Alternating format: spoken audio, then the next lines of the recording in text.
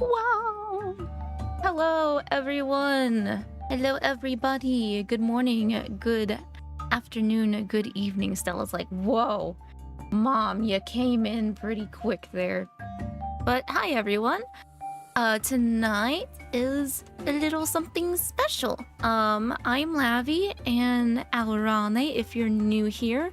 And Alraune are a species of feminine-like monster girls that usually are born from Mandrake roots and such. She came to make biscuits on me. I'm sorry, Hiki. She'll come back eventually. That's how it usually goes when I start talking, you know?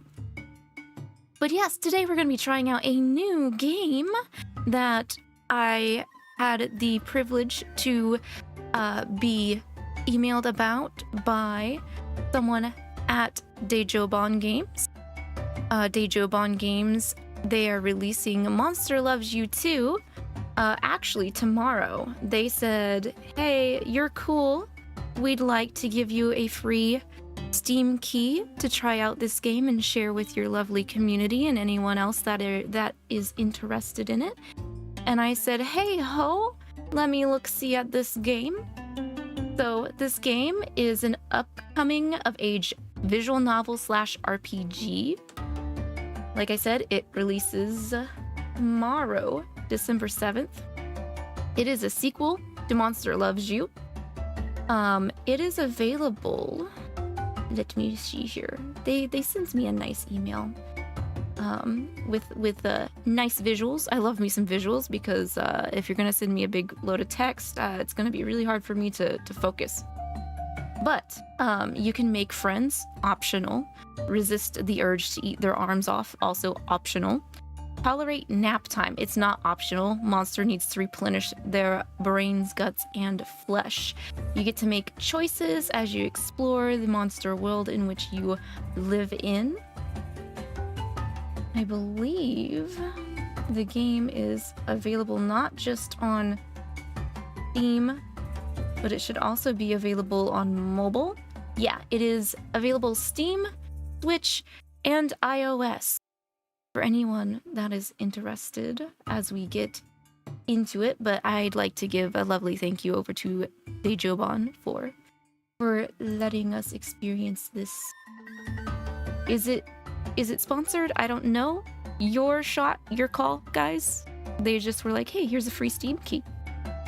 Thank you. And I was like, you guys are cool. Thank you as well. But anybody, anyway. Oh, Stella has nestled in my laps. I cannot believe Lavi is getting real sponsor deals. My VTuber is growing so fast. We'll see. It was a very pleasant surprise. So, and especially with the information they gave me, I believe it very much fits my aesthetic. I do love me some making some hard choices, and I do love me reading some text-based gamus, and it also being based in a monster world, totally hits my VTuber lore. so they hit all 3 check marks. I was like, heck. But hello, everyone live with me today. Welcome in. I know 𝐒𝐿𝐿𝐿𝐿𝐿 probably is not here, but I'd also like to give them a shout out because 𝐒𝐿𝐿𝐿𝐿 is our very first YouTube channel member. Yay! Where's my confetti? Which button's my confetti again? There it is! Yay! Thank you so much for becoming our very first official YouTube channel member by joining. They have access to all of the live emotes I believe you can use during live stream chat and also in video comments. They also get access to any videos I have scheduled out, so they can see videos before they just get access to them, like in general, before I do the edits and before I'm like, okay, this needs to come out next week or something, you know. And they also get automatic invite to the Discord channel. all that good stuff. So you can see pictures of Stella and stupid crap that we make. They'll get priority for polls and maybe decisions for things that involve me buying games for future streams and such like that. And they get the fancy little badge. They get the nice little teacup badge. They get a teacup badge shaped after my actual teacup that I have in the tea break room. So thank you very much, Agender Cookie, for that. And welcome everybody, Hikiral, Marigold, Arcs, How are you guys doing today? I hope you're having a good hump day. It's Wednesday for me, so it is halfway through. Hang in there, hang in tight. We're about to hit another weekend, and she's come back to making biscuits in my lap. Thinking about becoming a member personally, that would be great, Hiki. I mean, the lowest tier is 99 cents monthly. I believe it's a monthly, and you get access to literally everything I just named off because I'm too lazy to do extra special higher tiers for more work at the moment. I figured if you guys just give me enough for chicken nuggets, you deserve that access. But I think if we get like 2 more, I can add more emotes slots as well. That would be great. Also, YouTube channel members they're cheaper than Twitch tiers, I think. I'm pretty sure the lowest Twitch tier is $4.99 whenever I unlock affiliate and have access to those thingy-mabobs. There she goes. Now she's where she belongs. Yeah, lowest is $4.99. Yeah, I figured. One of the things I hope YouTube will do is let us allow people that are members on our channel to skip ads. That would be great. But alas, I believe that is the only difference right now between the $4.99 and then the 99 cents or something. Never. We'll see. They might give in. Who knows? I don't know. Maybe they'll listen. But anyway, so I just wanted to start here with the credits for the team that made Monster Loves You 2 game here. We'll go to the cover. It's a nice little sloppy, messy kind of high school journal. It really wants me to open it. YouTube only removes ads with premium, but members would be a great bonus. I agree. Like, I don't know how much YouTube premium is, but like if they implement it at maybe like $1.99 for specific channels, just because you watch one specific and you don't really want to pay for premium, that might be a good option, possibly. Who knows? I don't know what I'm talking about. I'm not an entrepreneur. I did not take any business classes. I don't know. Don't take my advice, I guess, but all right, let's go ahead and start a new game. We are born. We are the born.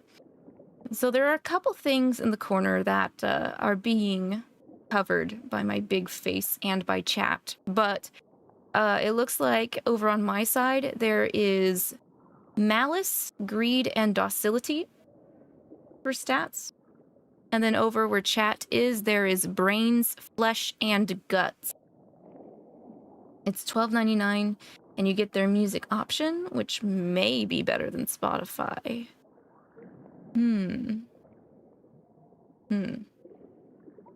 Okay, we should start here, right? Yes, we do start here. All right. In a great vat of syrupy foulness, something amazing happens.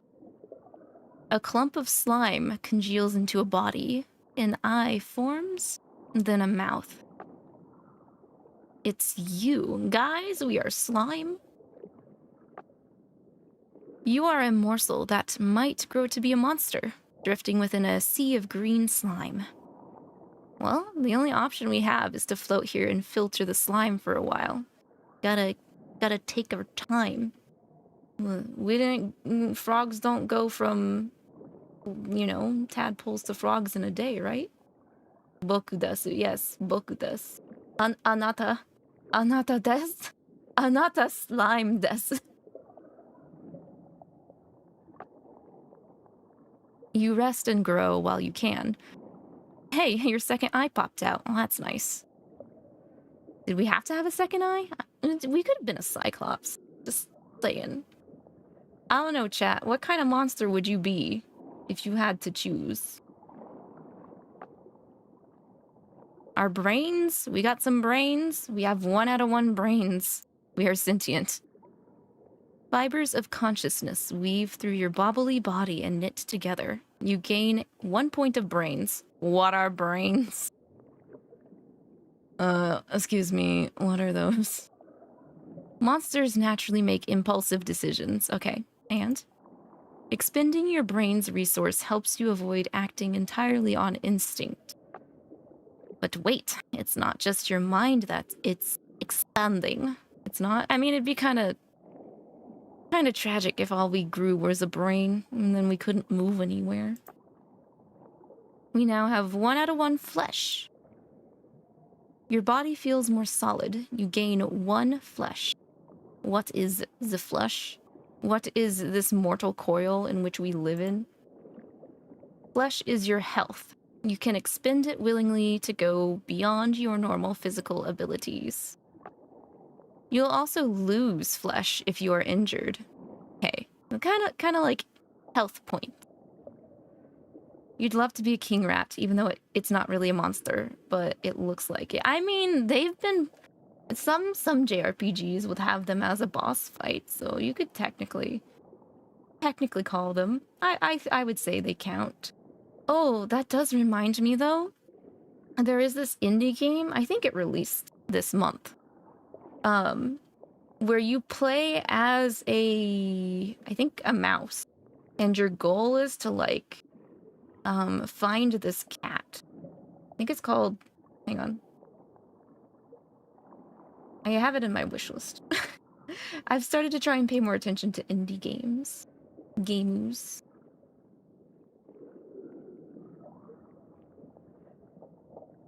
It is called Small Saga. Yeah, it came out November 16th. So you play as a rat, and it's a turn-based JRPG. I'm interested in that. What if we were just a brain, though? Well, we'd probably rot here. Not gonna lie. Or probably a Wendigo, so you can finally be tall for the first time in your life. Aw, Hiki. What if you just be a tall king rat? Tall enough to where you're the tallest rat in existence, at least. Would that still count? This leads you to the final thing. Guts. A flame of emotional energy kindles inside you. You gain 1 guts. Alright, lay it down. What are guts? Monsters are naturally loud and brash, but they're paradoxically also afraid of pain and shame. Expending guts allows you to overcome your fear, to take a chance, and assert yourself. Hey, don't tell everyone about our monster secrets, game. Giant king rat would be terrifying. A minotaur would be your pick? I can see that. I can see that. Well, I think it'd be against my nature if I picked anything than an Alraune. I'll stay to my plant girl natures. Thank you. You know what? I also thought maybe 𝐼𝐸 would probably say something like, what are they called? Spectators? Or something like that? Maybe. I mean, in technicality, vampires also count as a monster. Just saying. A toothy maw appears from above. A larger morsel grins at you hungrily. Hey, we just started here. You're starting to panic. I don't think we should panic. But we are just birthed. Maybe we should panic. We should probably fight or flight here, right? I'm thinking some flight. Spectre. I think they're called Spectator in Baldur's Gate 3, though. That's what threw me off when we first encountered it. I'm gonna say It's a dog-eat-dog world, and we don't have the ability to choke someone straight out of the womb. I wish we could, but yeah, a gazer. Yeah, that's what they're traditionally called. Ah, good idea. Here's how that works. It's going to eat you. This is where your brain's reserve is useful. Different actions have different costs. Some choices are more useful than others. So there's 2 choices here that will take away our brains, which is to tamp the panic down and dodge purposefully, or repress the fear and engage it in meaningful discourse. Ah, yes. Naruhodo. We'll just have a nice democratic talk. Panic and flit around at random. Honestly, that's kind of what I was going to do, but like, I have a feeling we're gonna get eaten if we don't use our brains at this point. I don't really want to. You want to try and panic. Okay. If we do die, I mean, it's not like it's gonna take us very long to start over, so panic. You dart this way and that without reason. Your pursuer takes a quick nip out of you before backing off. Oh, you've lost a point of flesh. We've lost our flesh. The surging slime washes the hunting morsel far away. Oh, something. I had an achievement unlocked. I say, old chap, engage a toothy maw in a meaningful discourse. I don't think we did much for discourse there. We just got the shit. We just got a chunk of us taken out. We don't have any flesh now.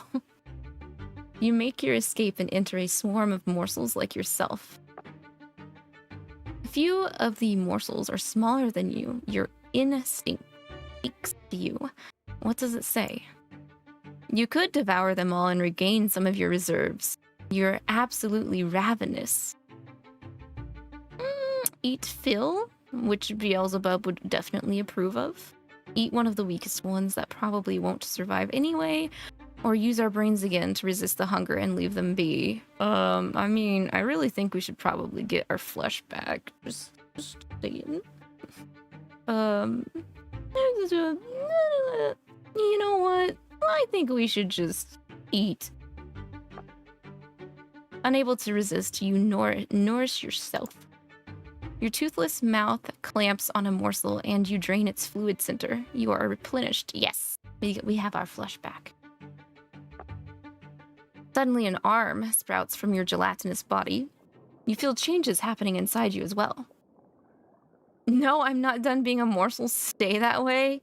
Literally have the option to not Pokemon evolve here. I would like to be bigger. If possible, I would like to be a nice... Well, I guess we're not very nice. We already ate someone. I kind of want to be a chaotic monster. So, let's go with the flow. let us evolve. The changes hurt, but they're also interesting. If you can muster the concentration to pay attention to the pain, you might learn something from it. Drown? No, just drown in the pain. Just drown the pain out by eating everyone. Whoa. Go on a rampage.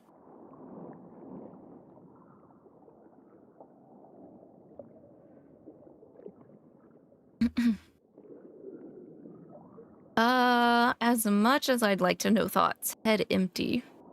There's been so many options to use the brains already.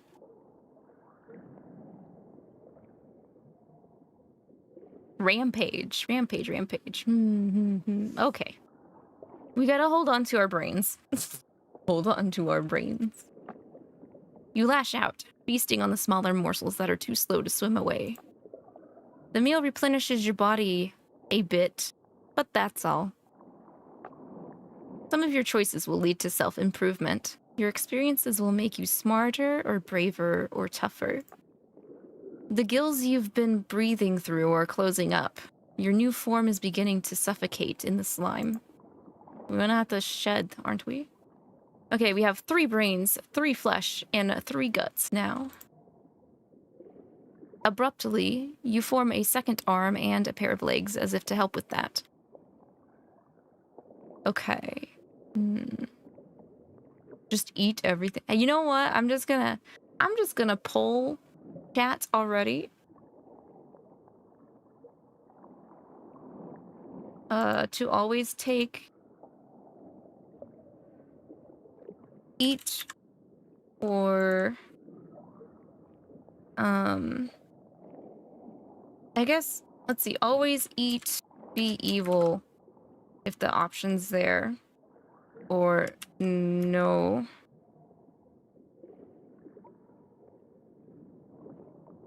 Which I have a feeling how this is gonna go, but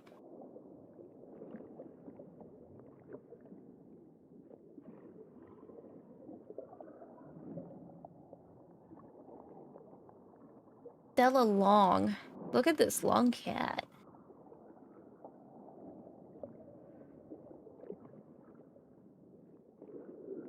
Long, long, long cat.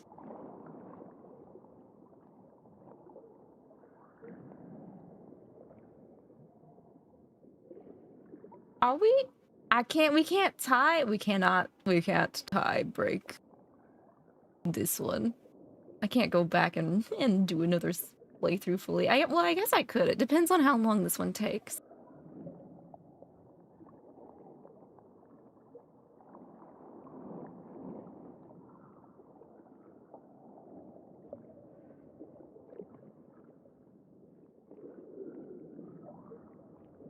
Arcs, if you're there, break the tie, sir.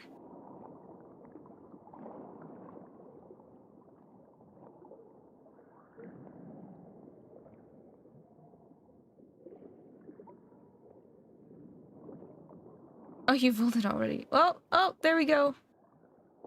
Actually, I'd be the embodiment of this food in. Oh, I see what you're saying, Marigold. We are the slime that came out of Solomon's cooking. I get you. I get you.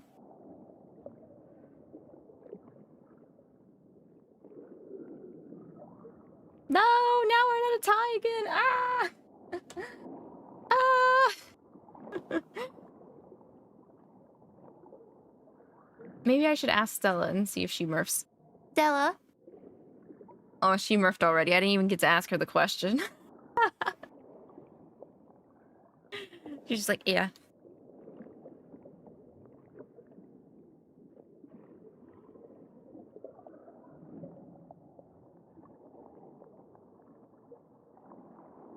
Stella. Oh. Good girl? Bad girl? Which one? Boop. Good girl? Boop. Oh. Flip a coin? True. I could do that. Okay, let me see. Let me Google flip coin.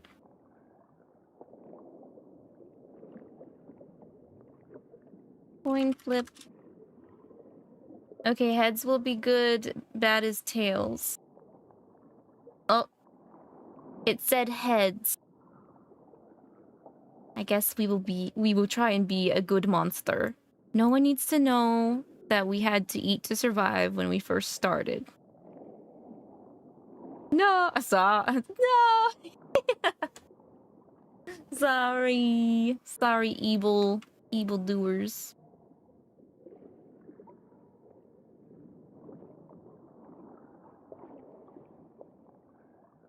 We will swim to the surface.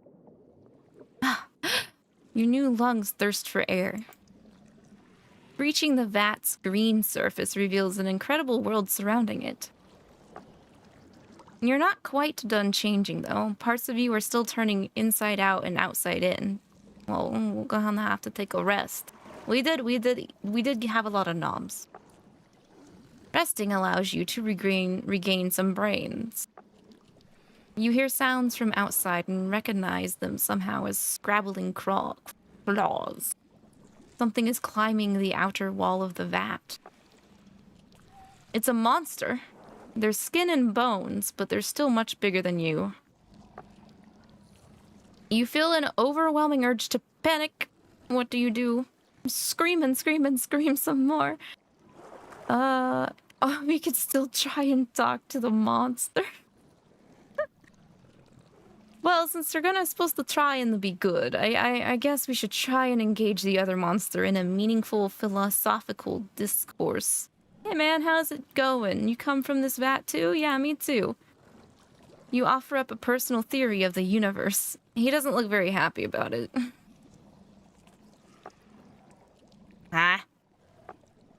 You point out that since you're made of slime, and the vat is full of slime, that it just follows that everyone and everything is just slime. All of the time. Everyone and everything is slime all of the time. You raise one of your new claws and point to the roof of the cavern far ahead, explaining that it too must be slime. The creature's googly eyes swirl in a daze until your lecture ends. I'm Ruck. I'm here to help. Okay, he's friendly. Hi, Ruck. Here, eat this to grow stronger. The thin monsterling tosses a gobbet of congealed slime at you. More slime. But do you trust them?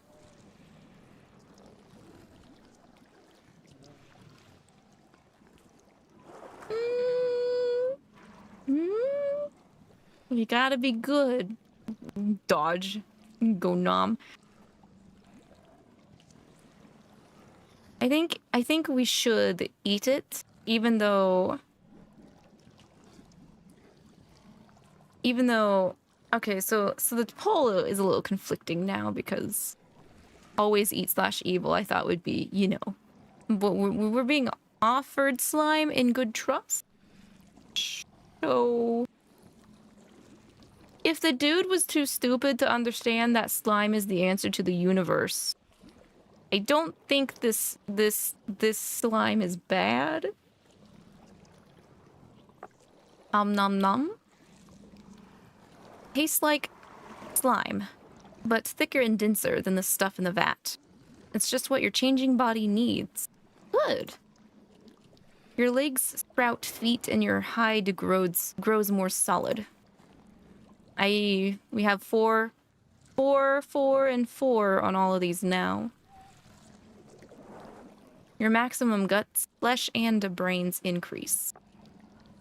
Ruck reaches down with one paw and pulls you out of the vat. Hey, he's been a solid homie. Let's take his offer. Your new thick-formed limbs fold under you as you smack into the rocky ground. It hurts. Oh, oops. Oopsies. A scream forms within you. Give a howl. Let it out.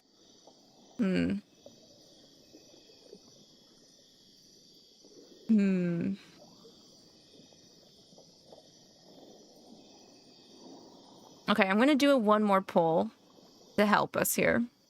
And that's, are we gonna try and be the tough guy or a weakling?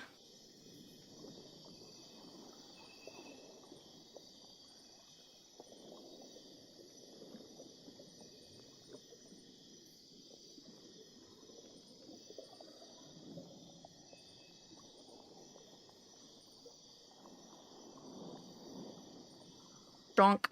Be a Chad. Become the Chad monster.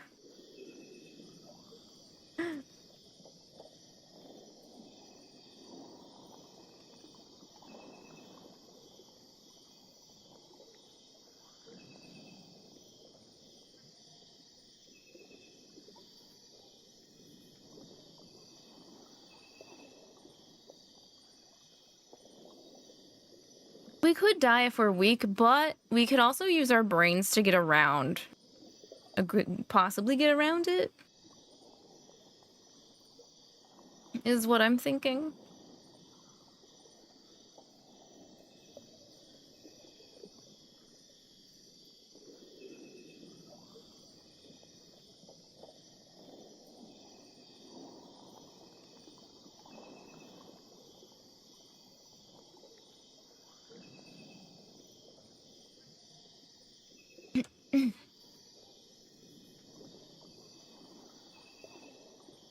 Okay. Oh, everybody wants to be the tough guy. We'll try and be as tough as possible then. We don't need to scrim. No scrim. Ruck shrugs. Expending guts didn't do much good for you in this case. Oh, well, thanks. Welcome to Ash, new monsterling. Ruck spreads their arms wide, taking in the vast cavern all around you. Your stomach growls with hunger. You hear a morsel splash in the vat. The memory of its gooey flavor tempts you. Your eyes involuntarily flick towards the vat. No, don't scoop the morsels out. You're big now. Not fair. Fight should always be fair. Oh. Ruck is a man of honor.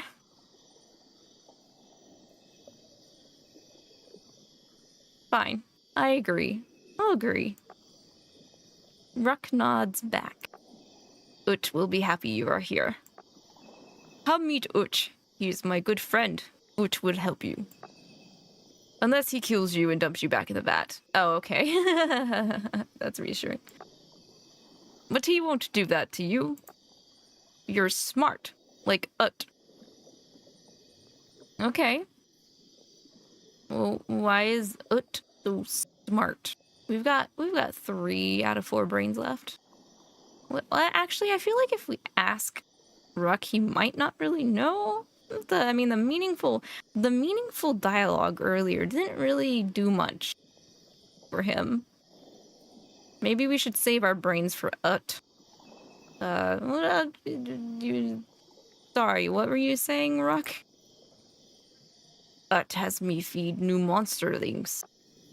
Then I teach them to fight. They tremble with anticipation. Careful. It's dangerous here in the sharps. Find a hiding place. I'll bring more food. Ruck jumps and scrambles up a pile of rocks. You somehow recognize the shapes. Bricks, tires, and concrete all dot the area as far as you can see. Rock formations stick up among them, taller and thinner than the piles of rubble. They look sharp. Rubble maze? Hello? I do like, it's kind of like a pop-up storybook. Follow Ruck.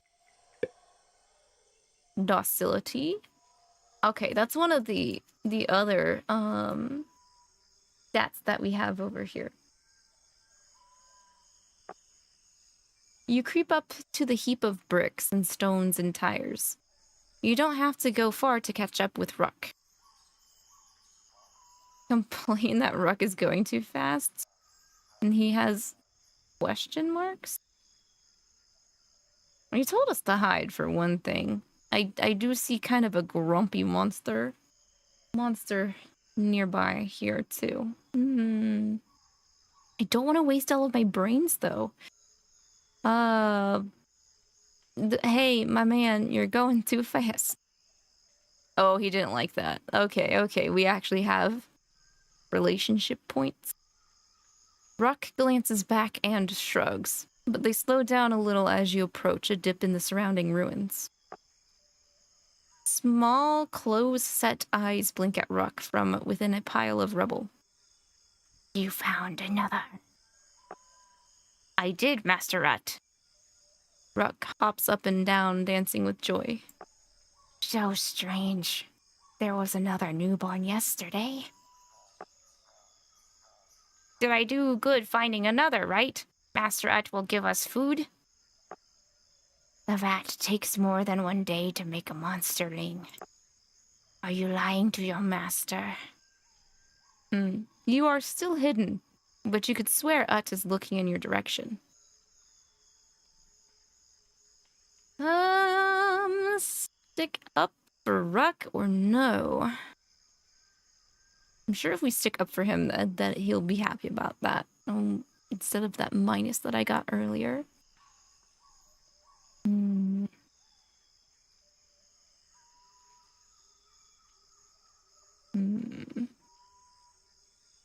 We're gonna be the protector of monsters.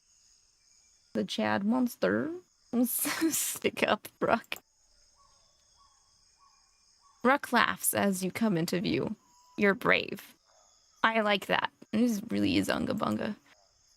Come, little one, and bow before me. You look like a snail that lost its shell.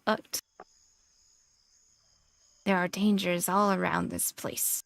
Bow, and I will feed you and protect you. Oh, resist submission or bow down, which makes us docile.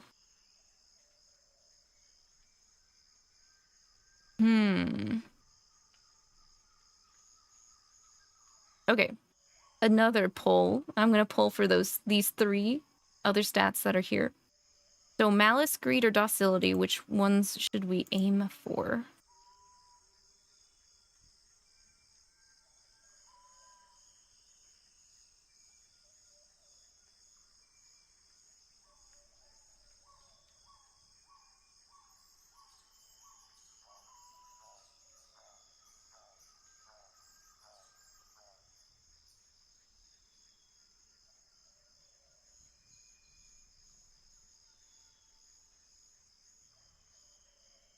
Stella would probably pick docile.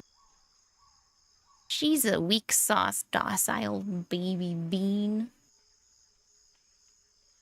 who's already starting to pass out. Sleepy. Sleepy girl.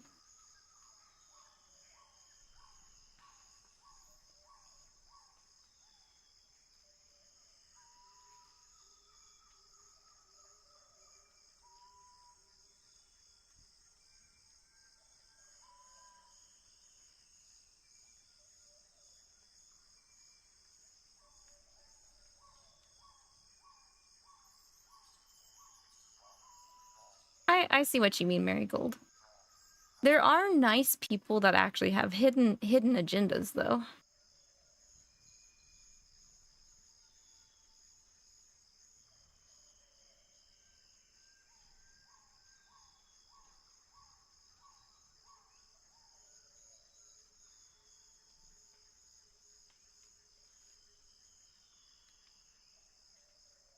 Our little beans.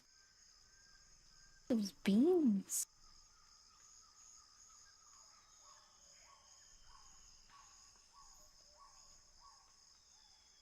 Pristine cat beans.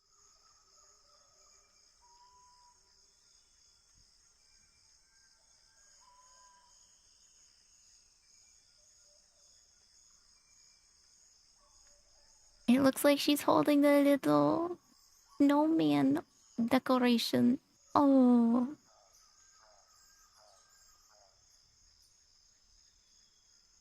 She's got a whole miniature snowman in her paw.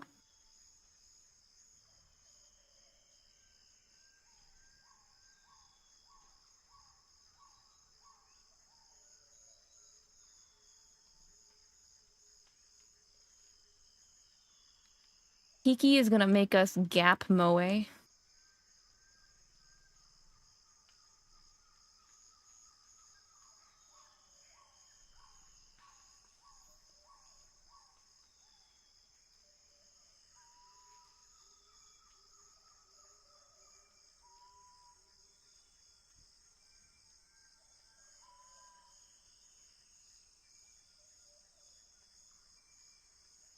If we die together. Let's see what we got. We're gonna go for malice. Malice. Okay. So use our Chad guts to resist submission. I'll break you yet. For now, eat. But snarls. Okay. Ut's voice takes on a majestic tone, rich with his guts. Now let's see how pliable you are. Ut draws close. Bow to me. Oh, we don't have enough guts to just stare at him? Shit. Guys, she is showing her toe beanies now. Cat beans, cat beans. Cat beans, cat beans, yeah. Yeah. This reminds me of SpongeBob. Like, you know how everybody is like regularly not super detailed, but then there's those super up close cut moments where they're just hyper ugly. Hyper ugly. Yeah. It's okay, guys, if you can't handle the ugliness, just look at the fluffy beans. Okay, well, we don't have enough guts to stare him down, because we used guts to stand up for our friend, though, so we have to bow to him at this rate. 1 docility. By giving in, you've increased your docility. Good, good. Oh, why are you sliming everywhere? Monsters naturally defer to larger, stronger, and older monsters. You can usually resist using your guts, but if your docility is too high, you won't always get the chance. Okay. We can't bow down to everybody. That makes us a doormat. We don't want to be the doormat monster. Keep your docility low and you'll be more free to act as you like. Ut rolls 2 gobbets of slime out of the rubble heap. I don't have to give you this, you know. I do it because I'm generous. Damn, we refuse the delicious treat on principle. We'd lose guts and brains. But we still don't have enough guts. We gotta get stronger, guys. We gotta get a lot stronger. I guess I'll eat one. Not bad. Your flesh and guts replenish slightly. Ruck shifts from one foot to another, staring at the remaining food. Not now, Ruck. You can eat later. This all around us is called the sharps. Roll my eyes. Yes, I know that. I'll keep my sass to myself. Sassy monster. Oh, look at those toe beans. Oh, that's lovely. It's kind of giving me vibes of the brain from Pinky and the Brain. They just want they're gonna do what they always do every day, try to conquer the world. Try to take over the world. Well, I need a little sass. I'll be sassy. It doesn't cost anything to be sassy. Ut glares at you for a moment, moving his lips and muttering under his breath. He sighs and continues to speak. There are gangs here. They're adolescents, older and bigger than us. If they find you, they will eat you. But there's something worse. There's a place called the Coop, where the elder called Atrisil keeps all the monsterlings she can catch. This all sparks a memory. Morsels, monsterlings, adolescents, elders, and adults? Okay, well, let's ask him for more information about the world. Ut seems pleased with your question. Beware of adults. They usually stay in the main city of Ash. If you run into one, you probably won't be able to escape. Adults are big and fast and hungry. Atrisil is even worse. She's an elder, older, bigger, and much, much meaner. Atrisil takes monsterlings to her coop because their screams give her great pleasure. When she's done with them, she sells them to adults and elders. Damn, monster slavery! But here in the Sharps, if you survive to adolescence, you might be able to join a gang. The gangs only accept monsterlings like us as snacks. You don't have to worry about all that. I'll protect and feed you. I'll be your friend as well as your master. Master is a great friend. Can I have more food now? No food now, Ruck. We must keep you in fighting trim. You're a great friend, Master Ruck. Well, there are 2 spots now. Well, I have a feeling we should probably muck around a little bit in the area we're used to so we can get a bit stronger. Let's try the vat. Ooh, greed. Oops. You look up at the wall of the vat. From within, you hear delicious little morsels splashing about. An overwhelming urge to feed seizes you. It's an unusual one. That's okay, Marigold. Have a good rest of your day. Thanks for dropping by. It was good to have you. Well, let's resist it. Let's not. You try, but it's not quite as easy making a rational decision. The emptiness in your belly seems to grow until it's all that remains inside of you. Only one thing will fill it. The brains. The brains. I kind of want to have just one. I'm always that person that wants to heck around and find out. Let's see what happens. We just take one. It's not like Ruck is watching us or anything, and like he'll come out and be like, "Ah, that's not honorable. They can't fight, right?" You gobble up a single morsel and feel your guts, flesh, and brains replenish. Alright, we're max on flesh and guts. Had you eaten more, your capacity for guts, flesh, and brains would have increased. Well, damn. But your greed would have increased as well. All monsters are possessed by greed to some extent. You can usually use your brains to resist the compulsions of greed. Oh, I'm not gonna make a joke about mammon here. Nope, resist the urge. But if you have too much greed, you won't always be able to try to resist the urges. You slink away before you're caught. Okay. Over to the thorn wire jumble. Tangled coils of wire. Introduction into malice. So this is what we have voted to go with. So, stray trash blows among the chunks of concrete and asphalt in this area. I guess we should pick through the trash? You don't find so much as a scrap of food. It's just a gray dust. You walk past a lump of wet sand shaped a little like a monsterling.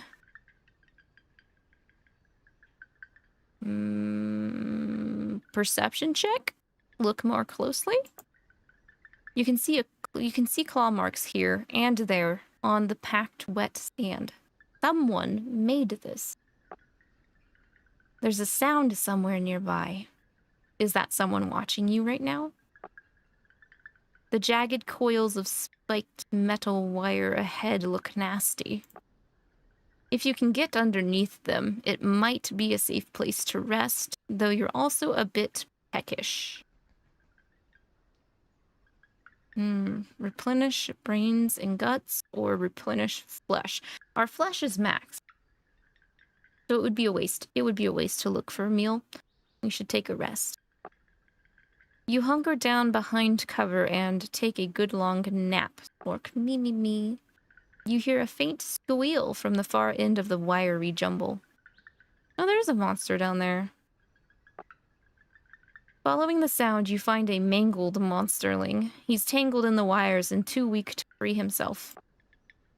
Hiding from bigger monster. Ate my arm then, said sorry, like that helps. He looks so helpless, so pathetic. Something monstrous wakens inside of you. As a monster, you're naturally inclined towards acts of malice.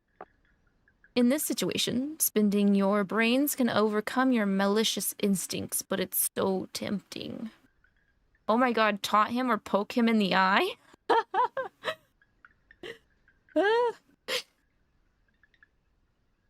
Hey, we gotta do a malice. Majority vote malice time. Let's see. I don't really like his eyes, I'm gonna be honest. You want me to taunt on him? Maybe teabag him since he is down already? Okay. We'll taunt him. Malice +1. You have a little fun at his expense. He doesn't enjoy it. The new monsterling looks so soft and weak. Your hunger rises up within you. It would be so easy to devour him. He lost one arm. Let's just go ahead and make that symmetrical. Little nibble. It's just a nibble. Oh yes, you feel warmth surge through you.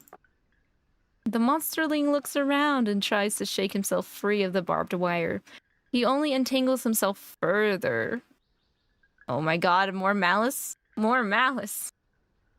Devour him slowly, bite by bite, and revel in the act. This is going against the don't eat all the time. +2. You tear the helpless monsterling to shreds, devouring him. Hey, but we got a +1 on everything. Your maximum guts, flesh, and brains increase after eating him. But you've also gained some malice, a monstrous flaw. When you give in to your monstrous instincts, you may gain malice. If you are kind, you will reduce your malice. Oh. Ooh, we really did just conflict. Gosh dang it. Well, the original one was a coin flip, and then this one was won by majority vote, so I'd rather go by majority vote over a coin flip, so I guess we are evil. We're going to be a very evil monster. Hello, Silvar, welcome in. How you doing today? If your malice is high, you will sometimes be forced to obey your monstrous instincts and hurt others. We are a monster. Time passes. The wind blows more bits of trash among the spiky wires. Ruck finds you. Master Ut gave me more food for you. Ruck offers you a ball of slime. You can hear their belly growl as they look at it longingly. Oh, our malice is too high. We can't give the slime to Ruck, even though Ruck has been hungry. Guess we'll just have to laugh at him and toss it into our mouths. Ruck's eyes follow the precious ball of food as it arcs into your mouth, never to be seen again. Gotta eat all that slime. Oh my god, Stella, you're so cute. Stella's taking over the stream. Stella's taking over the stream, being a cutie pie. Chat and VOD watchers, if we get too monstrous and evil, just look at Stella and be purified. Today sucks, not gonna lie. I hope the stream cheers me up. I hope you have a good time with us too, Silvar. You couldn't be nice to Ruck because your malice is too high. Ruck wanders back toward Ut's rubble pile, leaving you alone. I mean, we still had that one guy. We still had that one monsterling we ate the other arm off of. Back to the rubble pile. Uh-oh. Well, there's a lot of thudding.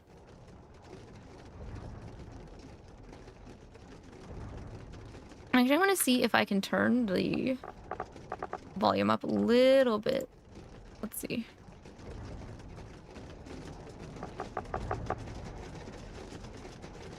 Okay, that's a little better.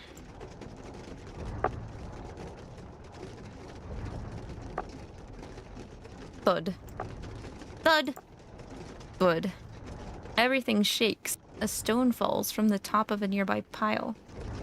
Oh, there is ambiance. Yeah, so like, there was music at the beginning of the the title screen, and I thought it was a smidge too loud, so I turned the volume down, but I didn't realize the ambiance was gonna be so low afterwards. It's a tristle. Dun, dun, dun. A tristle is coming. Ruck dives behind the nearest rubble pile. Well, community vote malice. Call Ruck a coward. Coward. Ruck frowns at you, at your insults, but keeps squeezing down into their hiding spot. Dun, dun, thud. Ruck hisses and frantically motions for you to join them. 15 guts to step out and confront the terrifying elder monster? Our max is at 5. How do you get 15 guts right at the start? Dang. Dang. We're just gonna have to duck behind the rubble pile. That's okay, Hiki, no worries. Great elder. Ut lives to obey your every whim. His voice lacks the slightest hint of guts. Yeah, it was 15 to to try and stand up against this elder monster. New Game Plus? Possibly? I'm not sure. Where are my monsterlings? At least 2 should have wriggled out of the vat by now. Just 1. But we'll catch it soon, promise. The safety of my monsterlings is important to me. More important than your role as collector. If you've eaten a single one of the lures I gave you, you won't like what happens. Oh, look at those beans. Beans. Beans. Everybody likes whole beans. Ut squeaks and ducks back into the safety of his rubble pile. Gobbets of slime bounce and roll across the dusty ground. Gobbets! Look at them. Oh! Ruck blinks and licks their chop. So hungry. Ruck starts to crawl out from behind the rubble, ignoring the elder's presence. Ruck's about to get got. Your body trembles with fear and the looming presence. Ruck is almost out of reach. We have the guts. Let's pull this no thoughts head empty Ruck back to safety. Ruck's body is surprisingly light and easy to drag. You might outweigh Ruck despite their larger size. Some choices reduce a flaw by acting against its influence. Saving Ruck was a kind gesture and it reduced your malice. Oh no, we're gonna be so conflicting.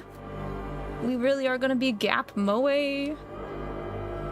Oh, Stella is Moe. There are fewer lures here than I gave you, Ut. When I come back tomorrow, there had better be a monsterling waiting for me. Yes, Elder. Ut promises great Atrisel.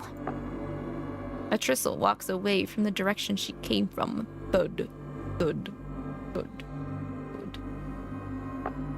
You find yourself running the other direction. Elders are scary. Let's see, brick heap and pipe chunk. What we've got next. Wander the area without Ruck. You meander between a pile of bricks and a stack of tires. Ahead, you hear Ut talking to someone. The other voice is unfamiliar. Peeking around the brick pile, you sight a shaggy adolescent 3 times your size. His fang-filled mouth drips with froth. Ooh.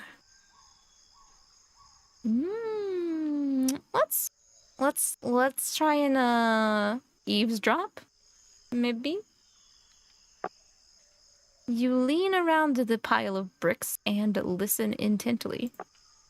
A single broken brick comes loose and falls, rattling and banging to a stop nearby. Well, damn it. What was that? Whatever it is, I'm going to eat it. They move in your direction, but you've chosen your spot carefully enough that they don't find you. They return to their conversation. Okay. Okay, what do you have to say? They seem to be talking about how 𝐒𝐔𝐏𝐿 is feeding monsterlings to something. Monsterlings like you. But can feel it happening, 𝐒𝐿𝐏. The change. I'll become an adolescent soon, then I can join your gang. But can be a hammer. 𝐒𝐿𝐏 brushes his claws against the shaggy fur on his chest. I'm sure you'll be a strong and loyal helper.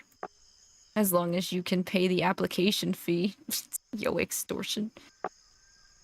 That won't be a problem. I've kept Ruck weak with hunger. Oh, that's gonna feed Ruck to the adolescents. You can pluck that fool like a mushroom. A big stupid mushroom. Hey, I like mushrooms. Their mushrooms are good. That mushroom shredded you like a plastic bag when it was just a newborn. As if by example, he swipes a stack of tires, tearing it to bits.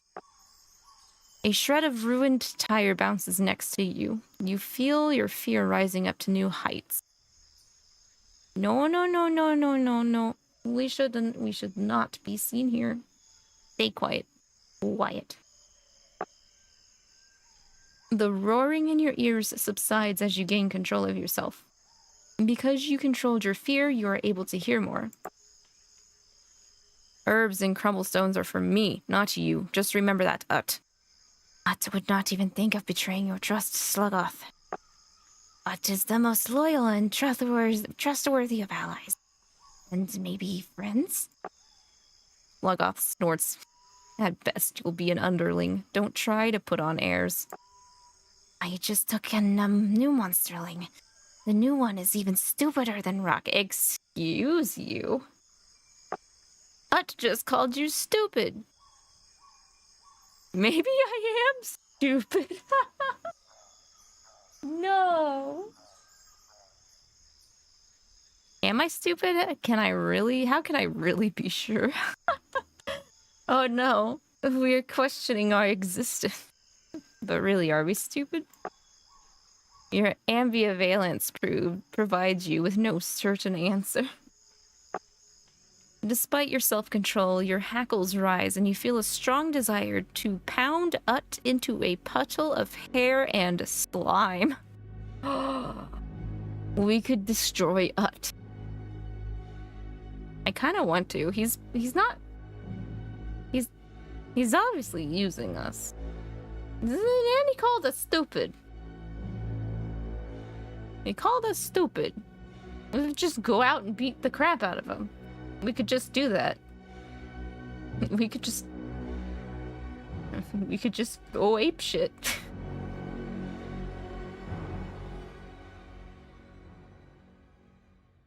Destroy. Hey, 𝐒𝐿𝐏, take a good look at this. You leap out and begin to unearth 𝐻. 𝐒𝐿𝐏 swipes at you, nearly tearing an arm off. No, I'm about to take this guy down. 𝐒𝐿𝐏 claps a paw against your head and bashes you against a rock shaped a little like a butt. Oh, I see the rock. It's right down by his leg, guys. The butt-shaped rock is by his leg.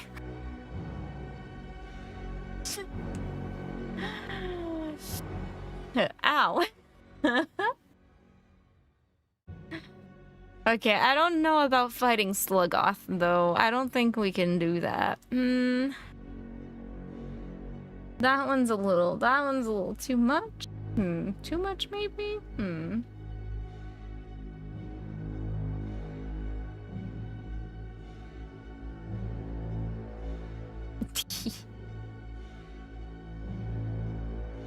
Just take up space right in between the wedges. The wedges. Get wedged right in the rock.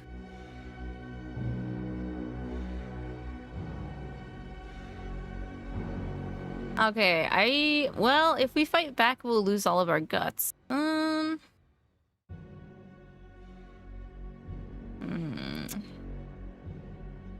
We have not lost any flesh, though.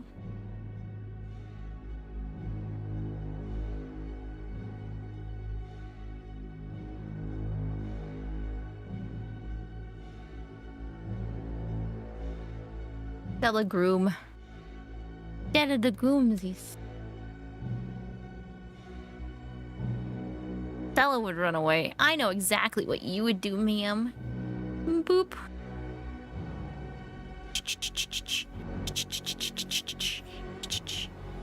Ah! She attack! She attack! Maybe never mind. She attack. And she kicky. She kick.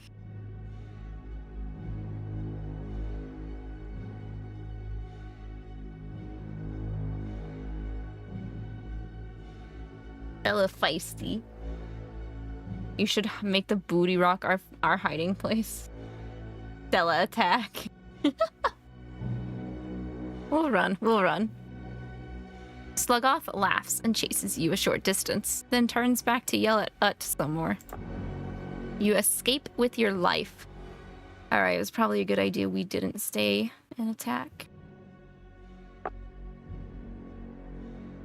Ooh. But they have seen us now. I don't think Ut's gonna be very happy at us. Let's help Ruck look for something. We need to get Ruck on our side, honestly. I hope there's another new monsterling. Thanks for helping me look. Counting you, I found 5. Wait, what happened to the other 4? I never found 2 out once. Ut had me teach them things and make sure they got enough to eat. They all left after a while. Left. Ut says they're all living good lives now. I wish I could see them again, but I never have. You follow Ruck to a big rusty pipe. It has a homey smell. Ruck peers into the shadows under the pipe and shakes their head. No new monsterling here, but something good. 3 beetles emerge and try to scuttle away. Ruck grabs one beetle and munches on it joyfully. Another beetle runs away from Ruck directly at you. I think we should be nice to Ruck. Ruck has only been doing good. He has not been scheming like Ut. Take the beetle. Plus you say you're hungry. Ruck grins and grabs the second beetle. Chomp. Splat. A few bits of its inner juices splatter across the ground. 1 beetle is left. It runs back and forth between you and Ruck, unable to find an escape. You lick your chops at the sight. Malice is too high. We cannot grab it. So we have to stomp on it? Can't we just let Ruck have the other one? Alright then. Stella, thank you for the kisses. This is a good girl.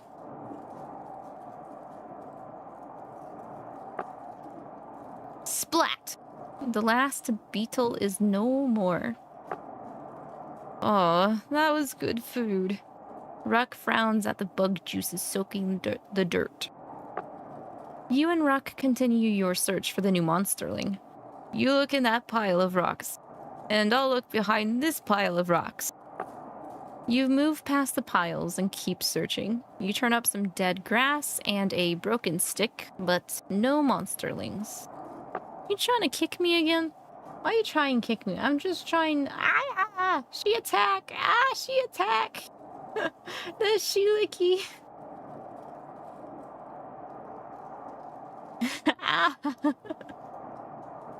Ugh. This is going to be bad. I'd rather be fighting. I don't really want to growl at Ruck. He is choosing violence.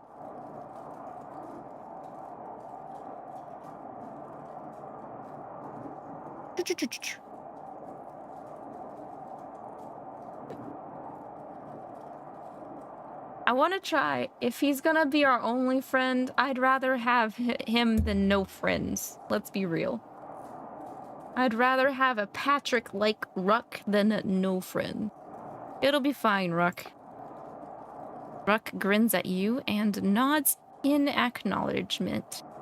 I just realized we have 1 out of 5 flesh. We got wrecked. Ruck kicks a cinder block, knocking it over, then limps for a moment. Ruck throws a small rock on a high arcing trajectory. You hear it bounce several times somewhere in the sharps.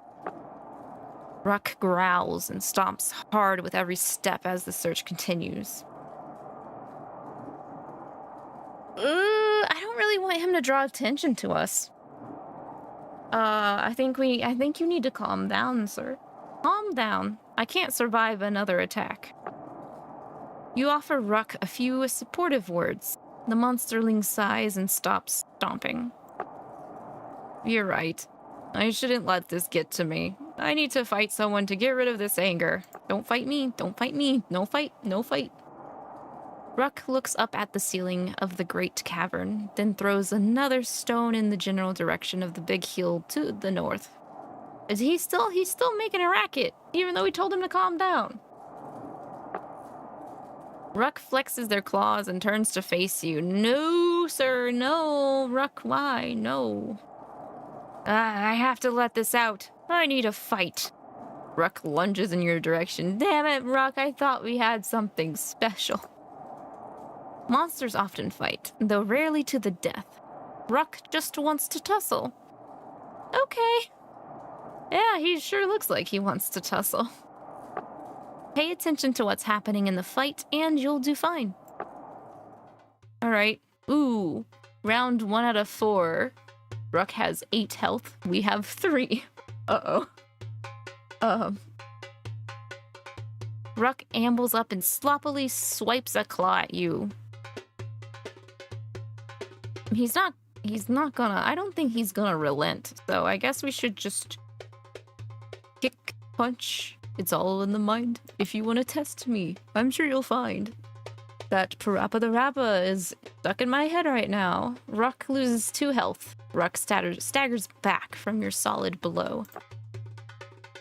Ruck swings 1 foot at your stomach, a bit unsteady on the other foot. Knock them out. Knock it out from under. Knock them out from under. Trip them up. Trip the goofball up. He loses 2 health. Ruck winces and falls over. Ruck makes a big show of catching their breath with huge gulps of air. I don't think it's a trick. Ruck is literally a doggo. So let's pounce on him. Oh, what do you mean it was a trick? What? He's smart? Nani? Nani? You were thinking about the Parappa 2 Master Onion stage. Love. Punch. Love. Kick. Love. A hug. A hug your homie. Kiss your homie. Oh, we're gonna die. No! He just chopped us in the neck. In a last hurrah, Ruck charges you with eyes closed, swinging both paws wildly. No, we're tripping them. Let's trip again. Pling. Ruck loses 2 health. You trip Ruck, who stumbles into the side of the metal pipe. Somebody say metal pipe. Excuse me.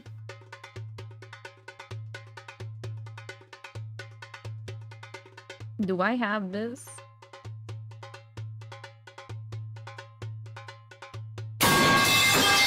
Oh, that's so loud.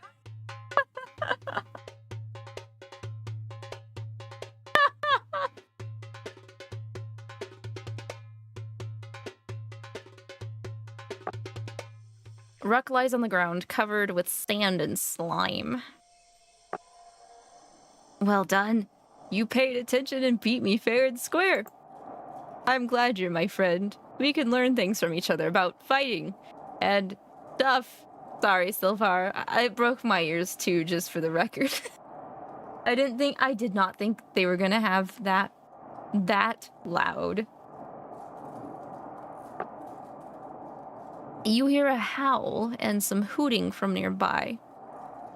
That rock came from this way, Gorogo. I'm sure of it. Shit. Someone yelps. One brain, one flesh, and 2 guts. I really don't want to have to fight bigger monsters than us. But can I trust Ruck to be quiet? That's my question.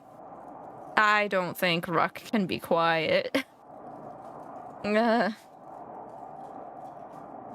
guess we'll laugh. Ha ha. Someone is getting closer, but it's just 1 set of paws now, not 2. Jewel, help me! I'm stuck on this blasted wire. More monsterlings for me then. It's too bad we didn't find the new monsterling. We probably can't beat 2 adolescents. We should get out of here. Oh wow, Ruck brain cell work. Ruck looks weirdly in the direction the yelling is coming from. Maybe we can find the monsterling tomorrow.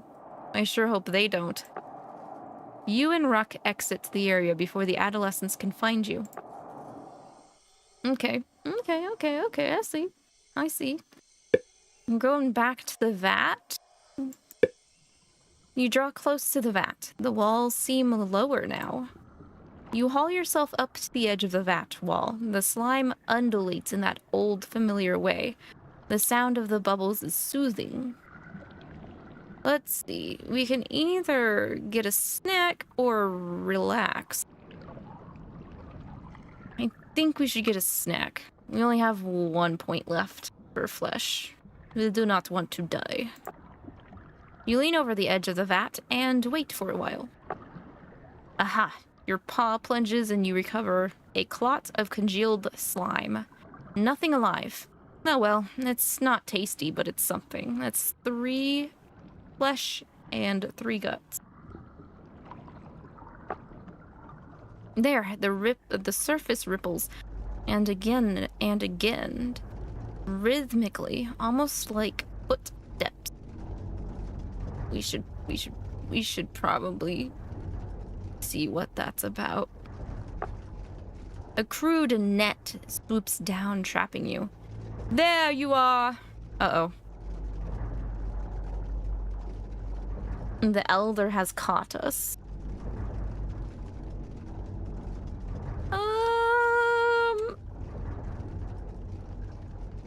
I mean, it's a net. Maybe we could get through the net. I'll struggle. I'll do one little struggly. I ain't gonna roll over so easily, ma'am. Your struggles do you proud, but they do not get you out of the net. Damn. I knew I smelled someone listening to us earlier. Tristle's footsteps are quiet swishes now, not a thud to be heard. There's someone in the net with you. It's Ruck, curled up in a ball, hungrier and weaker than ever. You feel every part of your body that can clench do so. Fear runs through every fiber of your being. I wanted to tear at the net and escape. That's what I wanted to do. Use the guts, I guess.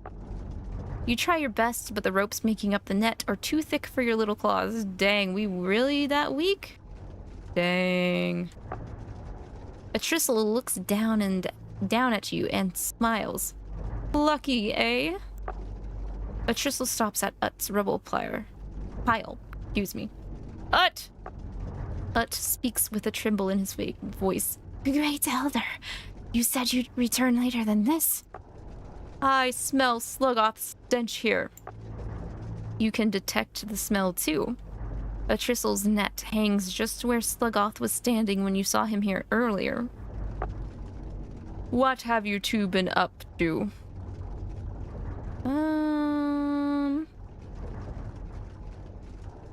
Should probably. Let's try and rat him out by thinking about what we heard earlier between the both of them. You think back. Ut was dealing with Sluggoth and a Tristle, passing monsterlings to both of them, and he was going to give Ruck to Sluggoth. Nothing. I just hid from him until he left. Whatever. I'm a snitch. I'll be a snitch. Atrissel looks dubious. She thinks for a moment, then nods as she comes to a decision. That explains a great deal. Astral inhales deeply. But I can smell something besides Sluggoth. It's you, Ut. You're about to transform. And there's nothing you can do about it. I'll stay in this massive pile of heavy things with your slime gobbets I can hide for days. Oh no, the double-dealing scum is going to get away with it. The injustice inherent in this possibility makes your blood boil. Well, it fizzles a little, anyway.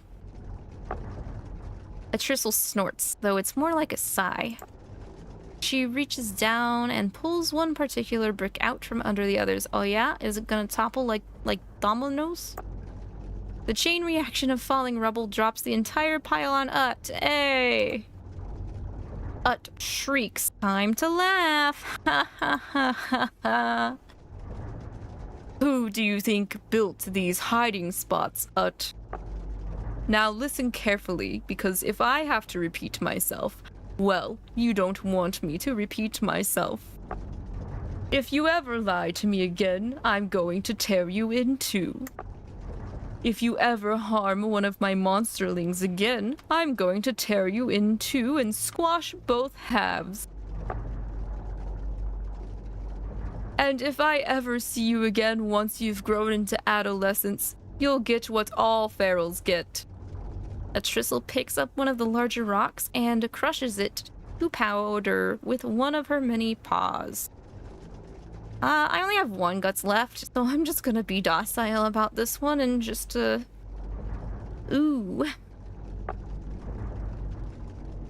Atrissel slings the net over her back and walks away from Ut's collapsed hiding place.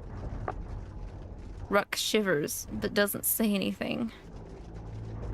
I have one brains and one guts left. I think it's willing to ask Atrissel about information though by using guts though. Can I get some info about the coop? Atrissel pauses for a moment and looks at you. She smiles a little bit. For many years I have raised the monsterlings in my coop. Without me, most of them would die or live to wander as feral monsters until they die. In my coop, you'll be safe from the gangs and other dangers of the sharps. If you reach adolescence, I'll send you to the training facility. Eventually, you'll go on to the city as a proper, useful adult of Ash. Atrissel keeps walking. Her footsteps slowly change from soft squishes to loud thuds again. She begins to sing a wordless song. Soon you see a gate in a high wall. The coop awaits. Chapter 2. We are in the chapter 2 already. I am going to take a little break, guys. My neck is hurting, actually. Again. Sorry for the call, but we did get located to another place. So I'll read a little bit more after the break. But if you need to, take time to stretch, get some snackies, and I will be back in a little while. So I hope the game has been to your tastes. I'm liking it. There's just a lot of reading. Very, very, very much reading, but it's still super nice. Okay, I'm back from break. Feeling alright. I have a heat pad now, just in case my neck starts to hurt again. But I want to see a little bit more of the game before calling it tonight. And that's okay, Hiki. You're probably already gone, but I appreciate you being here while you're able to. So let's do a little bit more of Chapter 2. I'm interested in this elder monster that has taken us. So let's arrive at the coop. A Tristle opens the heavy gate. She lumbers inside and latches it shut. A Tristle plods past a concrete bunker with a large bell mounted on its roof. She stops where a heavy steel plate lies flat on the ground. A Tristle's great paw holds you securely with no hope of escape. You feel despair washing over you. Was it securely? Look around and learn instead? Or despair? Let's think for a little bit. You bide your time and study the surroundings. Some distance away, two monsterlings are fighting near a big rock. One of them uses the rock for cover and outwits the other. Ruck watches you, then nods and starts taking in the view as well. The Tristle kicks the steel plate and slides over, revealing a dark hole. She shakes you and Ruck out of her net. Ruck attacks the Tristle without hesitation. The monsterling's claws have no effect on the elder's thick hide. Well, we don't have any guts to cheer for him, and we're supposed to be doing Demalish route, so we're laughing at you again, Ruck. Ha ha ha. You let your monstrous instincts rule you. It feels good. A Tristle nudges Ruck into the hole. They land in the darkness with a dull thud. Maybe a Tristle's more like a mom monster. I'm hoping. Please adopt me, maybe. This one is underfed, but seems strong. She turns to you. You feel very small. Are you so strong? Your body trembles with involuntary fear. We don't have the guts to dive into the hole to help Ruck. Damn it. She seems to like, a Tristle specifically seems to like it when we use our guts, but I'm too scared to do anything right now, I guess. Oops. My little nasties here will either break you or make you. Not at least the normal ones will. You can never tell what the deviants will do. Ruck shouts wordlessly. The Tristle slides the metal plate back in place, muffling the sounds. Oh, I don't want to go in the hole. Little Ruck seems to have more potential than you do. I'll make sure they get plenty to eat while they're down in the tick tank. She looks down at you without another word, waiting.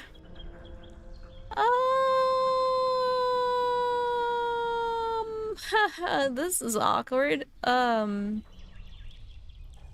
Ma'am.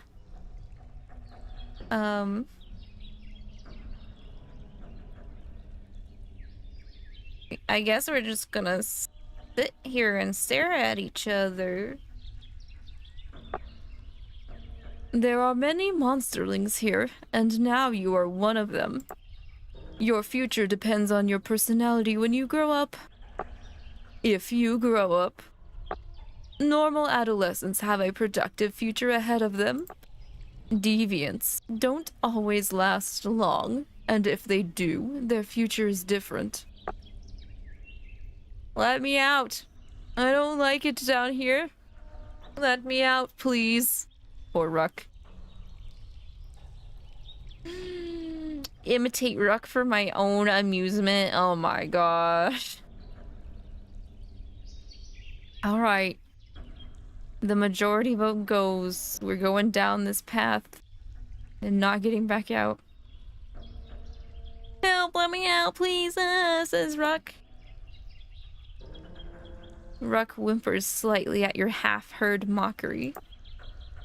I have a few rules for those living in my coop, and one lesson. First, the lesson. She swats you down with one great paw. Ow, I just got squished. Okay. Ow. Monsterlings love to fight, but try to keep your fights on the tussle ground. She holds up a fat spider, freshly squashed just out of your reach. Repeat after me. The tussle ground is for fighting.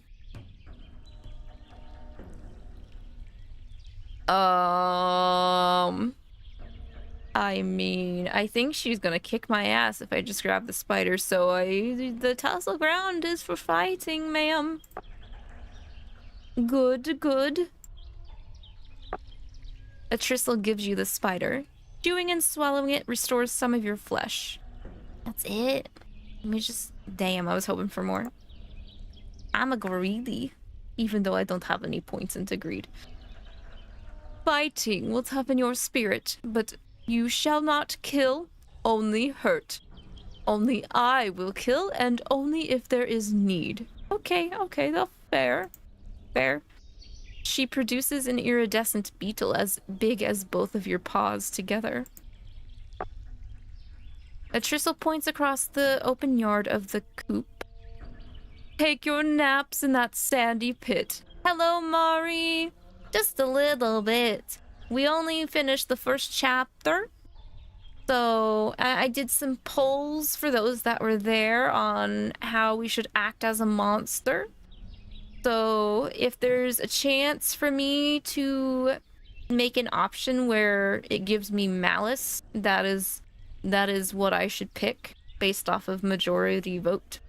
But we're also going to try to be nice and try to be strong. The napping pit is for... Why is that still a docility? I have 2 guts. I don't want too much docility points because then we're not able to think for ourselves. And it's already at 4 while Malice is at 6. Malice needs to stay ahead. So I guess I'll fold my arms and remain silent? I don't have enough brains to fake her out. Actually, they're all docility, so maybe I should just do this so I don't lose a gut. Wait. Good. Obey my rules and be rewarded. She gives you the beetle and you devour it. The sour guts fill your belly for a moment.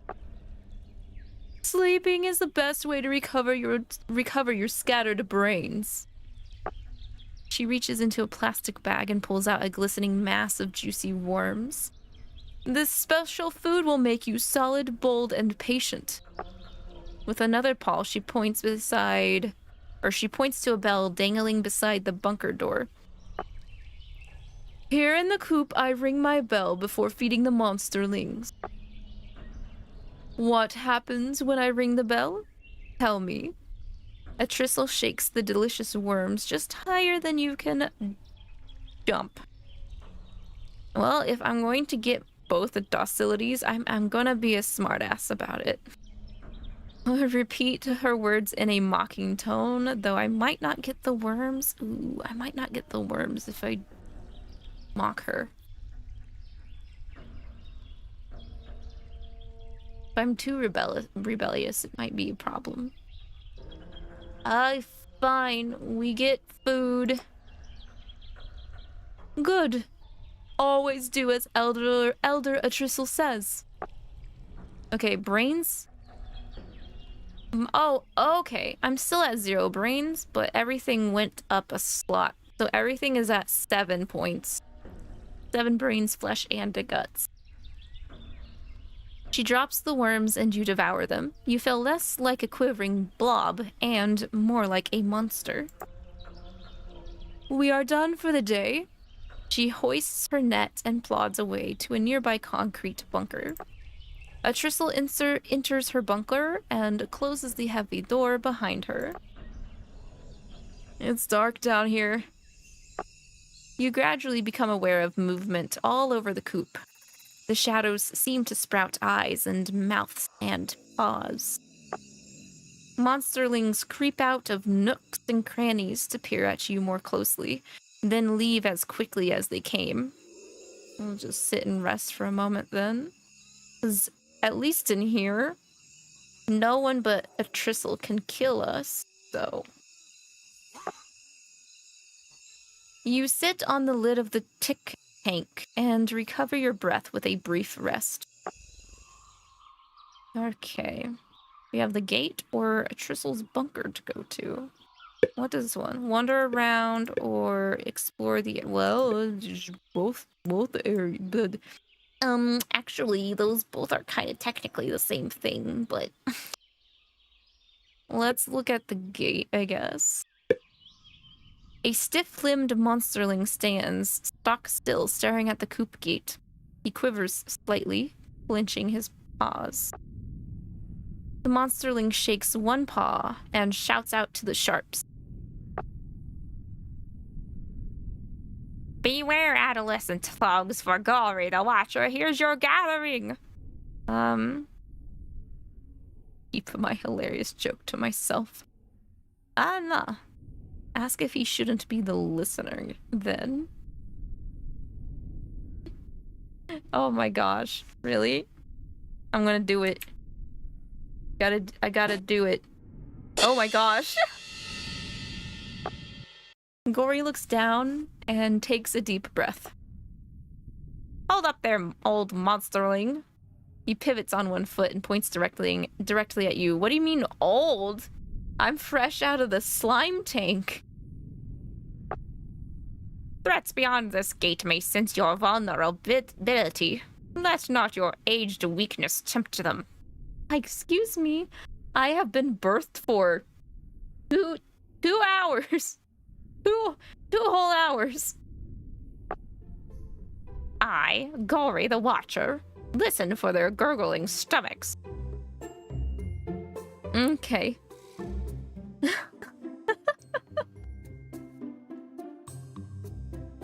Okay, sir. I think this guy likes to hear the sound of his voice, so, tell me more. Gory seems pleased that you're taking an interest. As the Watcher, I have watched them. There's a wild adult out there, and sometimes the adult doesn't chase the adolescents. They gather together and talk. They should be eating each other or fleeing. It's not natural. All it would take is a single crack or a narrow gap. We must be vigilant and ready to ring the bell if anything comes. Elder, a Tristle isn't always here to protect us, you know. And she's not as strong as she pretends. Gory leans in closer and whispers, a Tristle is an amalgam of hyper-intelligent morsels posing as an elder. Oh man, we got some conspiracy theories going on already. Okay. I'm a good listener. Their bickerings reduce her to an unpredictable parody of a council member. I know things about everybody in the coop. You, me, you again. Take Lindidi, for instance. Her head contains magic dance shoes that tap ancient information into her thoughts. What?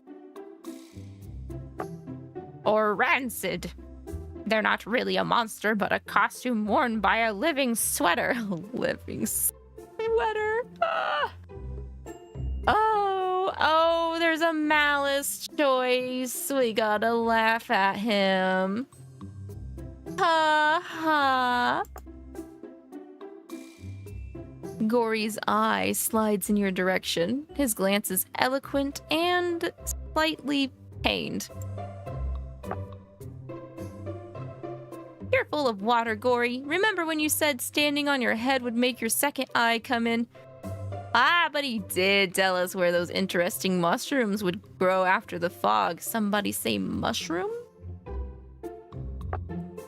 Those mushrooms had an astonishingly complex texture. The rest of the monsterlings scoff at Gubba. Those mushrooms gave me an upset stomach. A little pain is a small price to pay for such interesting delicacy. Oh, I don't know about that one. If it's a little pain to you guys, it might end up being a lot. To me, my tummy is sensitive. Some of the monsterlings laugh at 𝐒𝐏𝐏𝐏𝐑𝐓, but others laugh at 𝐒𝐔𝐏𝐿. Gory, go ahead. Keep talking. Keep talking. I want to hear more silly things from your mouth. Gory grins and vibrates with growing enthusiasm. Under a great metal plate, a part of this volcano is about to erupt. It will bring fire and lament to every part of the coop. Did you know that grass might be edible? A Tristle often chews it but spits it out. It calms her, but not as much as swallowing a human baby. Oh, yo. A Tristle hardcore? Can you clarify that, please? Gory gives you a knowing grin and tries to wink. It's not really possible to wink with one eye. That just kind of makes it a blink, doesn't it? You were a pirate of the Vat Sea till your darling pet pigeon ratted out your secret harbor. What? Strike a bold, piratical pose? Oh, we're doing it with him? We're playing along with his baseless rumors, his baseless accusations of people. Arr, matey. Gory gestures at you, then looks at the other monsterlings as though he's made some devastating point. Welcome back, Arcs. I came back early too. I have a heat pad on my neck so I can feel better. Ah! He points at you again. I am not the only one who knows things, nor is LindDD. He keeps pointing at you. You knew things as soon as you were formed. In the vat, you knew words. You had thoughts. Clearly an aberration of some kind. Why is he hyping me up? Why is he hyping me up? Gory shuffles away. You look back and see that everyone else is staring at you. I still say those mushrooms were sublime. Okay. I guess this is a good thing. Since I just got here, people think I'm astounding now. Let's explore around a Tristle's bunker. As you near a Tristle's bunker, you cross paths with a battered monsterling. Don't bother, LindDD. LindDD. She's busy. Trust 𝐒𝐔 on this. Wait, I have to choose Malice because it's an option, but I also... Oh wait, I think it might remove my docility if I snarl, which is what I want. I don't want to be docile. Being chaotic has worked well. So far, yes. So far it has. So let's keep going and snarl at him. LindDD paces between a Tristle's cowbell and a large iron stake jutting from the ground. Her eye stalks swivel your way and she addresses you. No one sneaks up on me, newborn.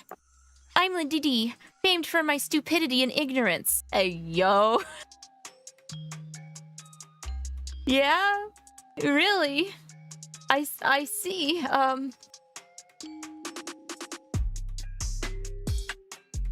You got a pretty good theme too.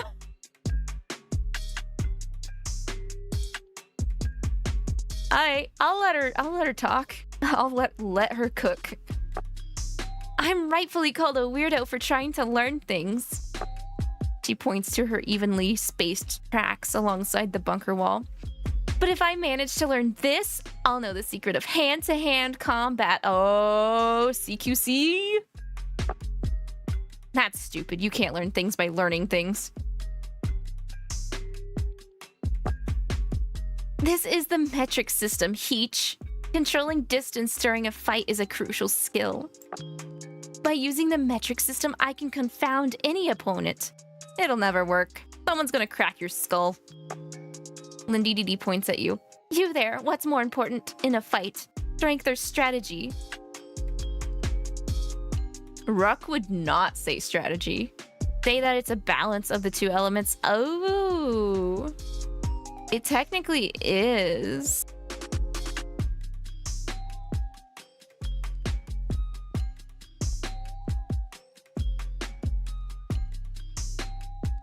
I would say it's a balance. But then again, some people are able to win if one side of the scale is way outweighed when compared to another person's. But I'm gonna go with both. Both is good. Peach snorks. Lindididi rolls her eyes at you. Oh, I had to pick a side. Now they both think I'm awful. Okay. Well, damn. That didn't work. Looks like I'm just too smart for the both of them. Monsterlings who can't make a decision are worse than the ones who were just wrong. Oh, that wasn't not making a decision. That was actually a decision. I think it really depends on how the person uses either. That's true. Because some people are just more used to one over the other, but I still don't think you should ignore the other one if you're more suited for the other side. It's kind of like a weak point you need to keep an eye on. Lindididi slumps with her back to the bunker wall. Well, anyway, I will confound them. Lindididi points empathetically at her footprints. That's what I've learned. The footprints she's indicating look no different from any other footprints you've seen. I kind of want to impress this girl, I'm not gonna lie. Look in her little portrait on the right side has her detaching her eyeballs from her face. That reminds me of that one guy from 𝐅𝐈𝐍𝐿. Oh my gosh, what's his name? He had really hairy armpits. I'm checking. I gotta check. Crumb. His name's Crumb. Yeah, Arcs, you remember his name? Jesus. Yeah, he looks like, let me bring this up. Bring me the photo, dude. Google load. Google's like, no.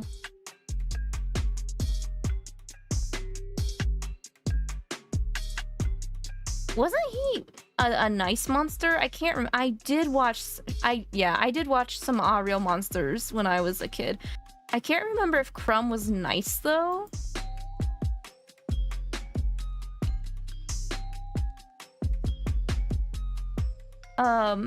But there was the really long black and white striped stick lady with the big lips that I would watch. Let's see. Him. That's Crumb. That reminds me of Crumb. I mean, most of the monsters were nice. They were like Monster Inc.-esque in demeanor, if you remember correctly. Oblina is her name, and Icky's was the small red guy. Yeah, he looks more like an imp. That one looked more like an imp.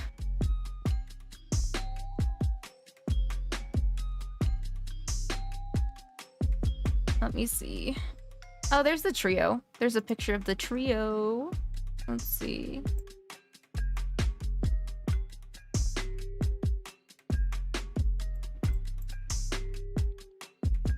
Them. There they are. That was the main cast of 𝐼𝐿. If you focus on the nose, he looks like a guy just waving his hands. Yeah.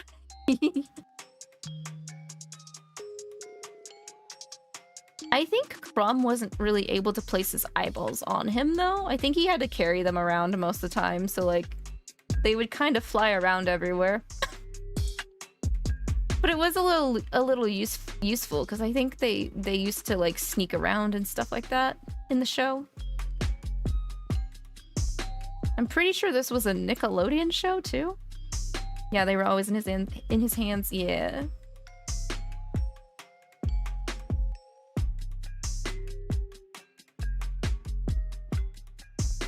But yeah, this game also gave me 𝐼𝐿 vibes. Okay, let's try and be smarty farties.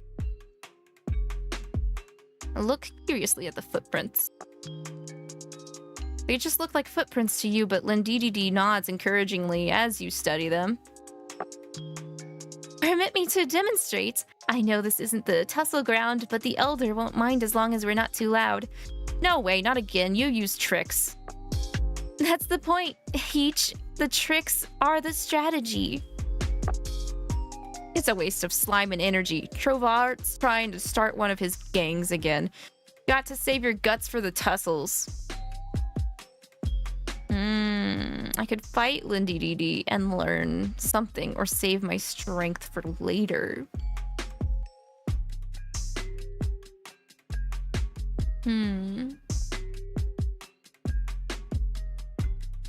I know we're supposed to be kind of strong, but I wouldn't mind having some more nice brains. Slurpid brains. Let's see. We can't die here. So let's just get in a tussle. Hello. We have more health than her. We have 15 health and she has 8.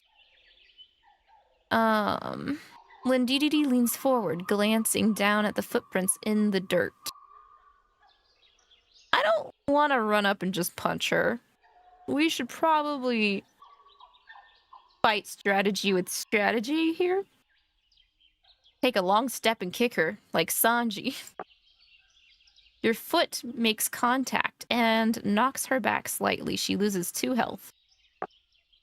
Linddd traces a curving line on the ground with her foot. Go around the line and jab her as I go past. She's just using tricks to see if what she does in the sand will catch me off guard. Is that?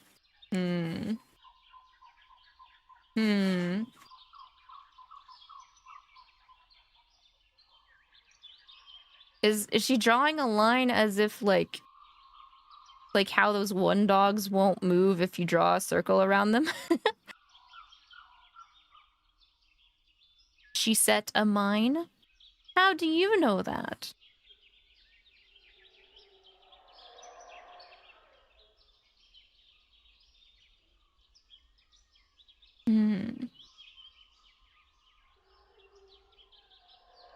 Just a feeling? Considering where we are mines even like something you can scrap together? Huh.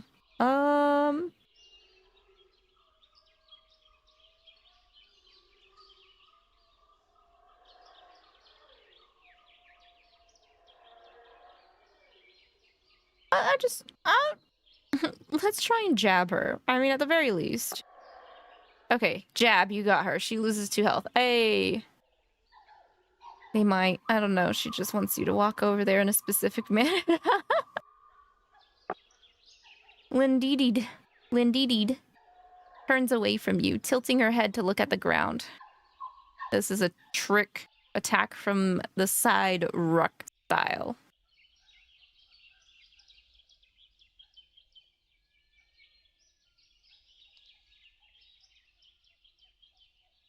I think we should stay more on our toes. Let's do the side. Hey, why are we kicking her ass so hard? We're giving Ruck a lot of credit. I feel the same. I will say, at least with this fight, Ruck actually did damage to us when we fought Ruck. One of Lindydd's eye stalks is watching you. She sees you coming, but you don't fall for the trap.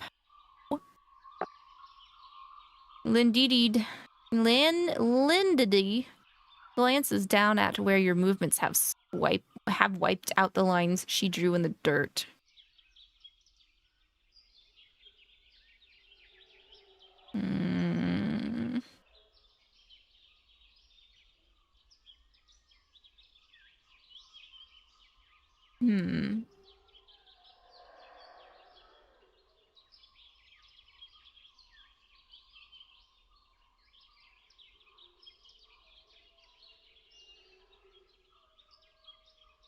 Ruck taught us what we know. Yeah, at this rate.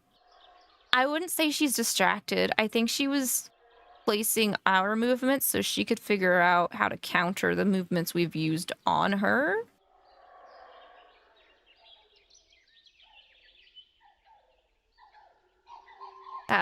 That might be why she was drawing in the ground.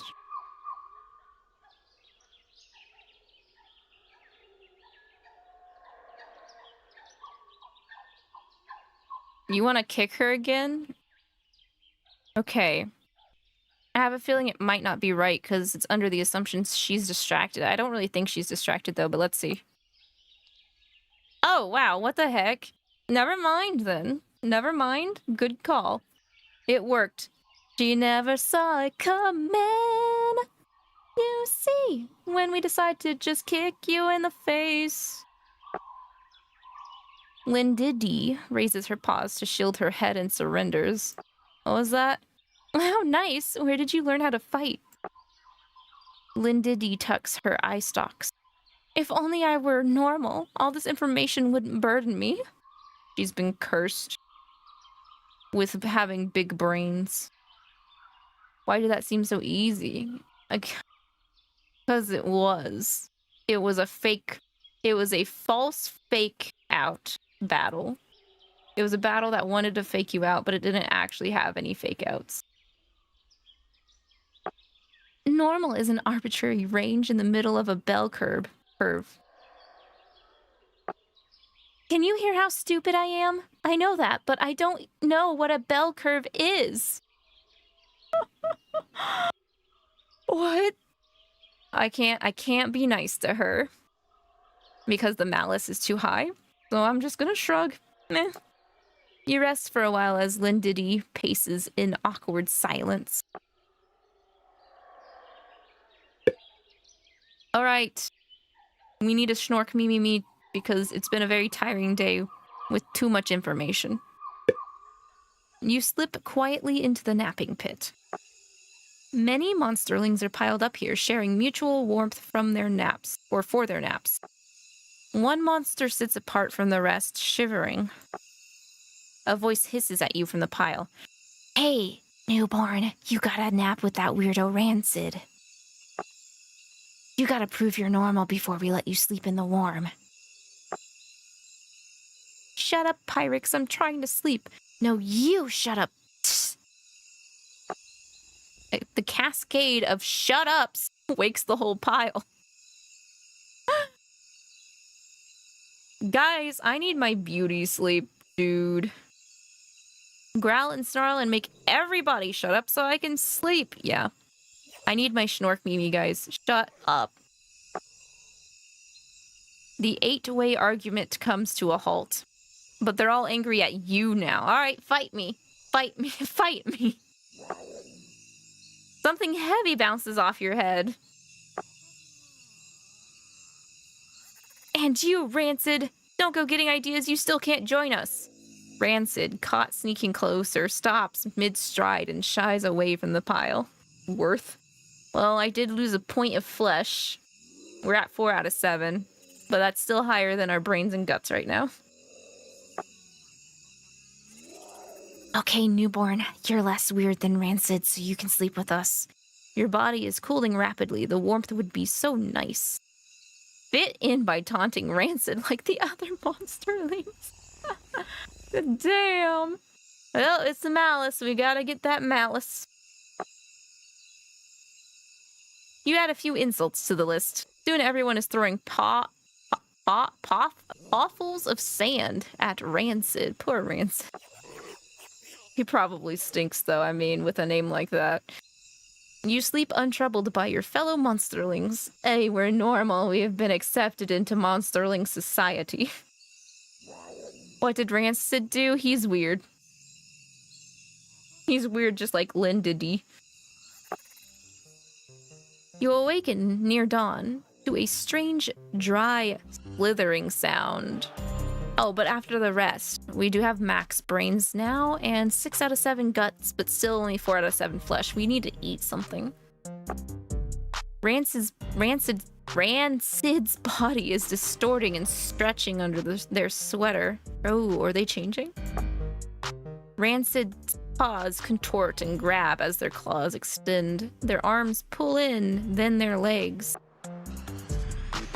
Rancid's weight and limbs shift and shiver under their sweater. They now resemble a monsterling-sized atrisal in a sweater. What? He evolved into another atrisal? I didn't know there was like a Digimon evolution line here. They're all Digimon. I am not going to fight Rancid. I will go and take a closer look though. Monsterling Society is so mean. Yeah, it's a pretty hard world out here. Rancid blinks at you a few times. The mimic doesn't retreat. Rancid studies you fearfully. Before your very eyes, Rancid shifts into a shape more like you. Oh, never mind. He's a ditto. He just dittoed. I'm gonna stand my ground. Please do not take my identity. Rancid draws closer. He swipes at you with claws much like your own. Ooh. We have 3 out of 7 flesh. Hey man, I was just joshing you. Can we be friends? Are you trying to set me up? Lots of monsters pretend to be nice just to betray me later. Big laughs for everyone except me. Monsterlings can't control themselves. Your reflected shape relaxes and melts away under the sweater. Too many of them. Cast me out of pile. Rancid, shut up over there.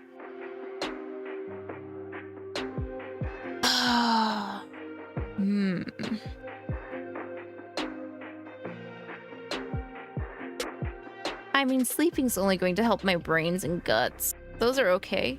It's the hungies I need. I am hungry. I'm a good listener, like I've said before. Rancid listens, but says little. A few syllables here and there, a nod, a little grunt. You're tired and your throat is sore, but you've felt worse.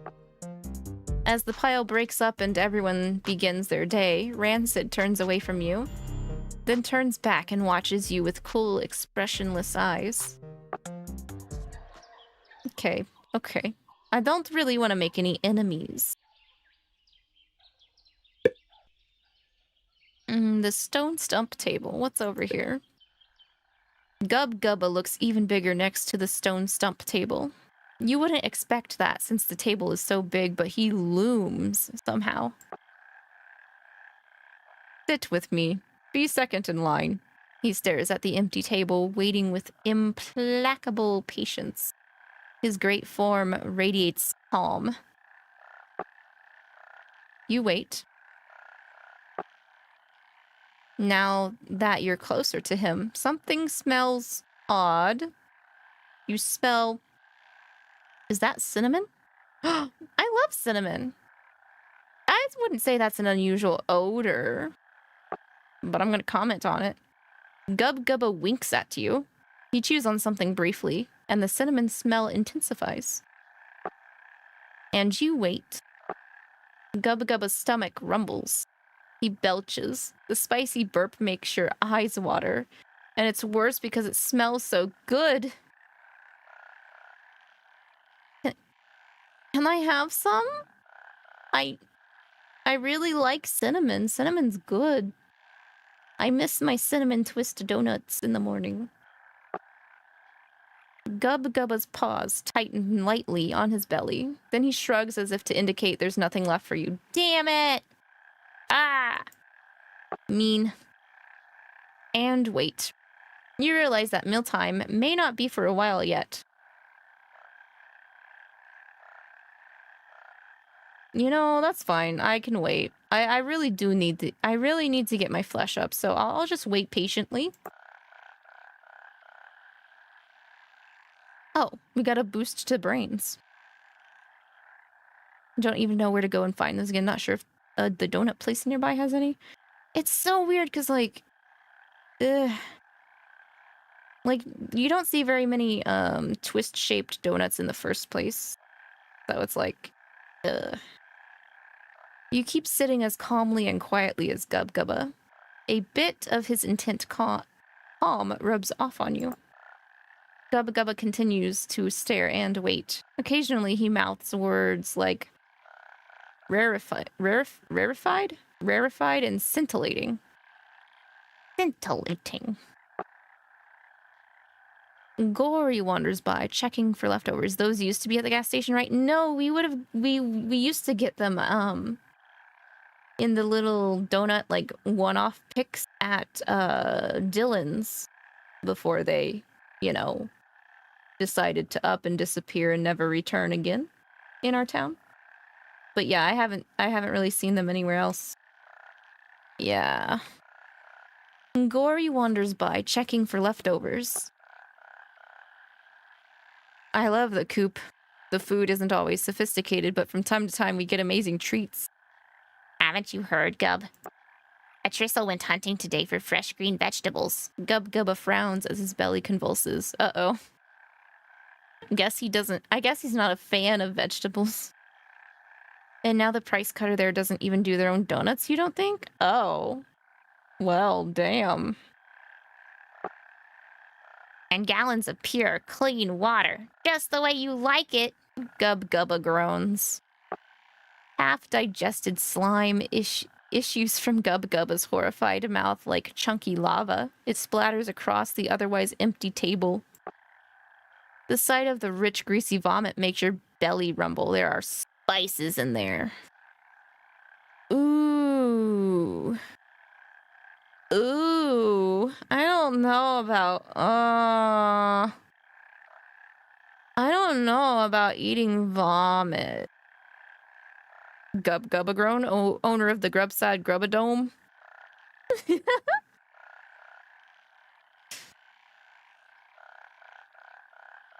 We don't have a greed thing at all, though, but I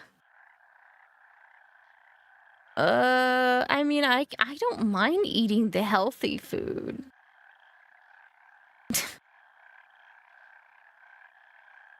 I'm not gonna eat that. I'm sorry, even if it is got cinnamon in it. Gory dives in, happily sucking down what you denied yourself. He licks the table clean as 𝐒𝐏𝐿 continues to bemoan the idea of such bland, unmonstrous food. 𝐒𝐏𝐿 mutters something about monsters with no appreciation for the finer things, then faints. Dude.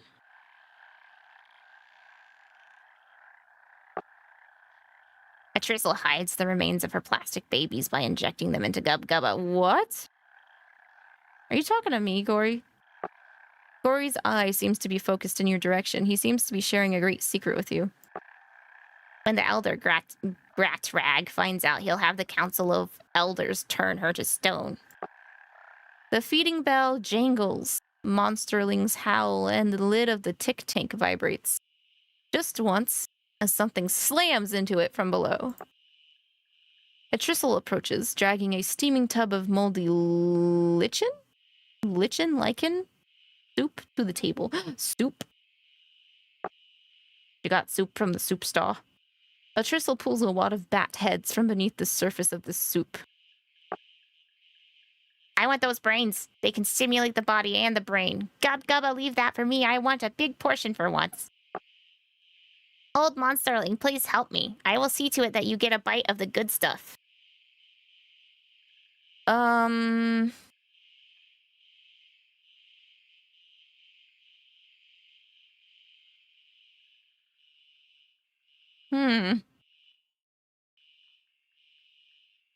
I mean, I kind of want to take it all for myself, but I feel like I might get attacked if I do that. So maybe everyone should just share. Good idea. These are fine, like well-aged cheese. He picks up a wad of bat heads and smells it. 𝐒𝐏𝐿 swallows most of the bat heads in one bite. I must apologize. My tongue is less generous than I am. Oh my god! I'm gonna fight you. I'm gonna fight you for that, you bitch. 9 health. 8 health. 𝐒𝐐𝐕𝐈 apologetically moves to block your approach to the table. I'm punching him in the face. 𝐒𝐕𝐈 is too slow to dodge your blow. He loses 2 health. 𝐒𝐕𝐈 leans against the table as though stretching his muscles. Get out of whatever it is and kick him. 𝐒𝐕𝐈 tries to kick you with both feet, but you sidestep and reply with a kick of your own. Get footsteed. 𝐒𝐈𝐈 resumes his earlier calm expression. He sits down, still between you and the table.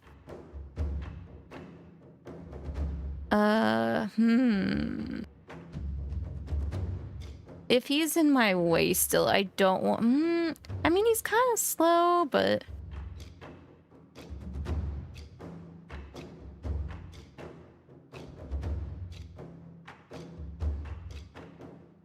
I think I need to use my brains for this one. If he's in calm mode, I might wanna just use the smarts here. Hey, we kicked his ass. He's at 0 health now.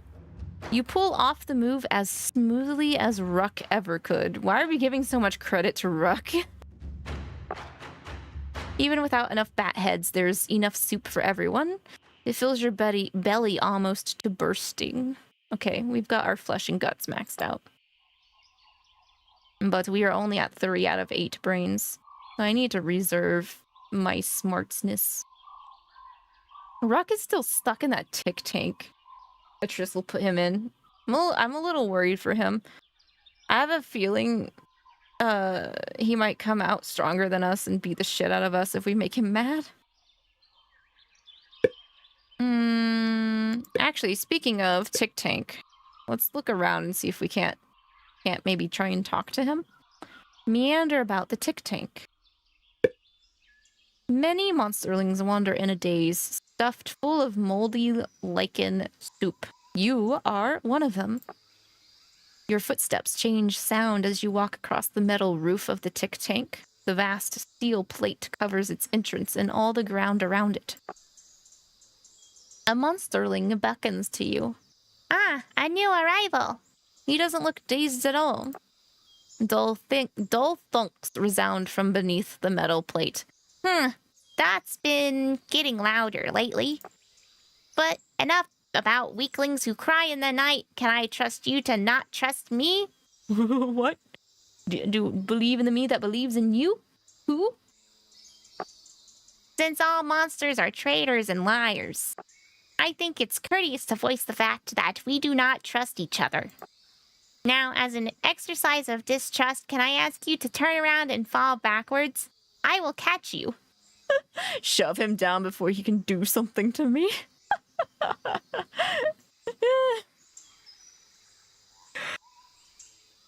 Oh my gosh.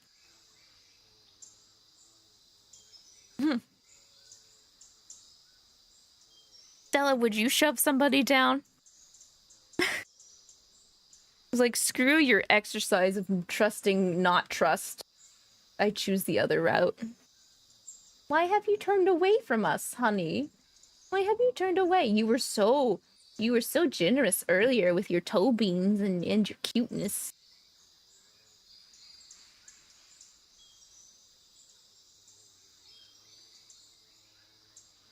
What if he's really the mastermind with the actual fake out? What if he's actually super nice, but he goes about saying that he shouldn't be because that's how every monster should be? I mean, his face is kind of cute. This is strange. I'll go along with it. You turn your back and fall backwards, and Clarence catches you. Oh, that's a good boy. That's a good boy. He looks he's happy. I would adopt him. I think I would adopt him. Everyone always expects betrayal. Ruck's voice reverberates from the tank. I want to get out. But by betraying their distrust, I betray them even more. I don't believe you. I don't believe you. I'll take one. Do not stomp on him. You resist the temptation. Even so, your feet ache with the desire to do some stomping. Well, I hope you learned something today about trust. I look forward to continuing this discussion when you are more enlightened. Ask him how many monsterlings become enlightened. You would be the first, but hope springs eternal. Clarence jaunts off toward the tussle ground, whistling. Is anyone still there? It's dark in here. With Clarence gone, your monstrous instincts rise. Ruck's weakened voice is getting on your nerves. I mean, I feel bad for Ruck. It's fine, I think. You'll be fine, I think. You comfort Ruck and talk about your days in the Sharps together. Ruck laughs a few times. I wish we were still out there. Man would rather be in the Sharps. Well, I guess in his position, yeah, I would want to still be in the Sharps too, I guess. Okay, to the tussle ground. Probably gonna get into another fight, maybe.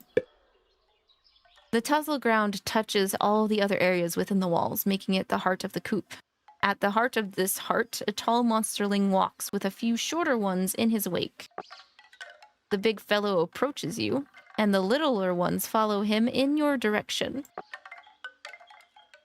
Oh, of course we were gonna run into the guy that was trying to make a gang. I'm queen. Excuse me, I mean king. My bad. I'm sorry. King Trovort. This is my gang. I'm very important. In fact, I'm so important that a common lump like you should show me respect.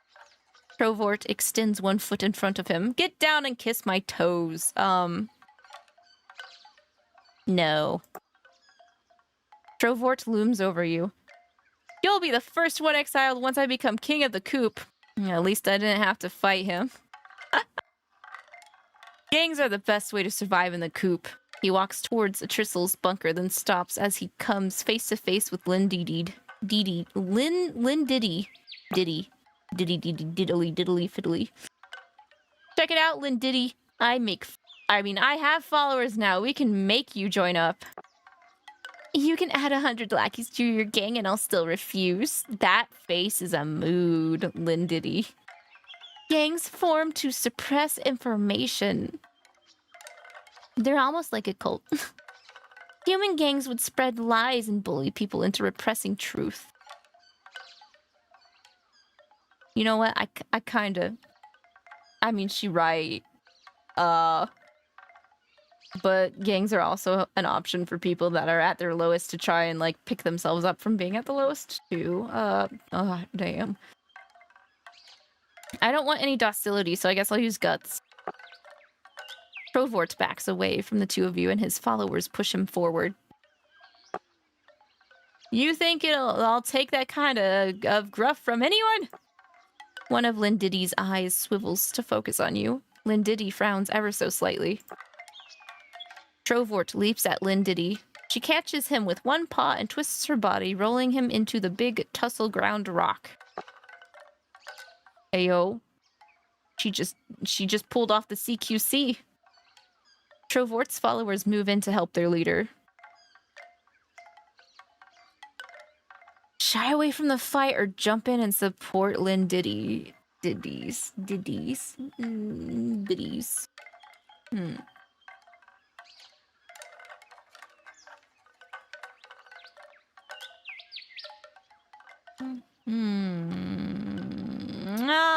I'll help. Let's go. You pick up a few minor scrapes and bruises, but you wouldn't call it a real tussle. Lynn Diddy grins as she bashes Trovort's head into the dirt. I mean, Trovort's just a bully. Trovort's just a playground bully with a posse.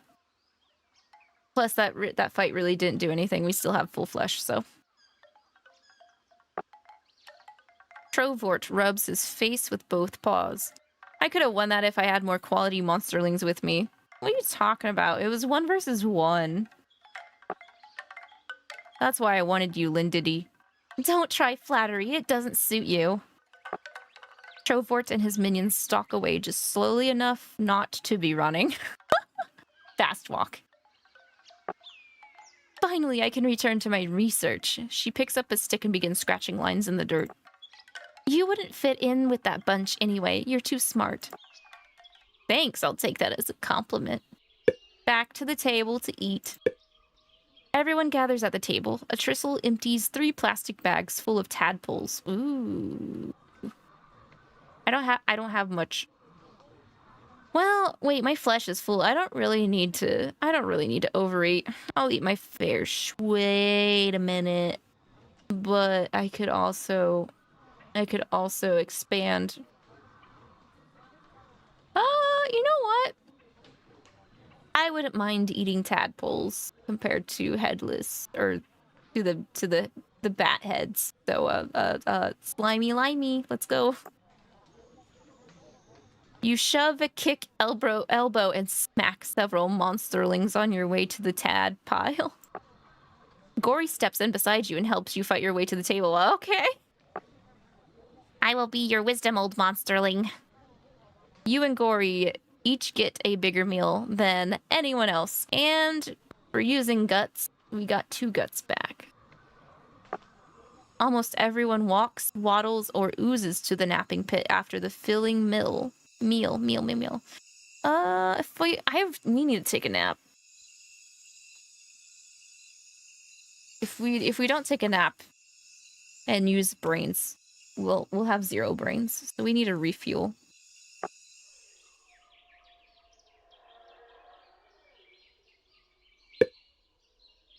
Saunter to and fro at the inner wall. You hear a rumble of distant thunder. A shadow on the coop wall catches your attention. Hey, yo. I see you. It's Rancid. Hello. Rancid releases the Elder's shape. The beam is coming now. What beam? What? Bright sunlight reflects from something far outside and above the coop. The brilliant beam falls squarely on Rancid. The mimic's shadow weaves and dances against the wall. Wait, is he gonna do like a transforming show? I have 6 out of 8 brains. I don't.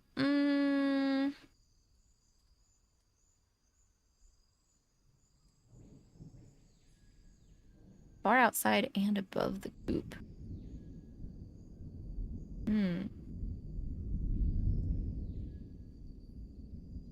You know what? We got into a lot of fights earlier. I think I just wanna rest. Watch the show. You adopt a relaxed pose. Rancid's talons, hair, and sweater color become shadow creatures. Arms and legs become tall, swaying buildings. It's a city of monsters. The monsters in Rancid's shadow city fight each other. Those who die are eaten. Their numbers slowly decrease. There's not going to be a test. I think we should pay attention to this. Rancid notices that you're watching closely and nods to you. Rancid's shadow squashes down into a low, wide circle. It's the vat, but there are still hints of the city behind it. This shadow city sends dead monsters to be dumped into the vat. What? They're just rebirthing monsters in the vat? Yo, what? Gasp. Also, hello, Yuri. Welcome in. How you doing today? Lore. Yeah. Lore. Shadow morsels wriggle out of the shadow vat at regular intervals. The city of monsters eats the morsels. The few remaining morsels in Rancid's shadow shows monsterlings now gather in a safe place. It's the coop. As they grow larger and taller, even bigger shadows come to take them away. The effort of putting on the show seems to have exhausted Rancid. They return to their regular configuration and take a bow. They smile as if caught doing something naughty. Rancid's like, ha, I'm the weird one, and because I'm weird, I'm a lore drop you. Nobody ever watches this long. plot. Tell him that show was amazing. You're very gifted, Rancid. Rancid seems embarrassed, but also pleased. Interesting. So we were birthed in the LavSlime, but they take dead monsters from the city and put them in there. Back to the table for Din Din. Some monsterlings look at you as you approach the table. They don't look welcoming, even after the time you've spent here. I'm gonna say forget them. I'm my own monster, so we can get rid of some docility, because I don't want to be that docile. Get rid of the docility. Docility, break the chain. Yeah, you kick backside and take names. Ruck's voice echoes from the direction of the tick tank. Too dark. Give me a little light, please. All that noise is bugging me. Seems louder every day. Anyone want to shove more sand on top of the plate? I usually hate your ideas, but that's a good one. Malice is too high. No way. Dang, we have to put more sand on top of the tank where Ruck is. Alright, time to bully. You kick some sand over the tick tank lid. Some of the other monsterlings seem to approve of your participation. A Tristle empties a sack of slime gobbets on the stone stump table. Oh boy, lots more variety than usual. Everybody closes in and starts gorging on the gobbets. Ask why there's more food today. I could ask. My flesh is still maxed out, so we don't really need to do eating. The other monsterlings continue to devour slime as you approach the elder. You ask your question. A Tristle looks down at you with a smile and points. She's pointing at everybody else. You realize most of the food is already gone.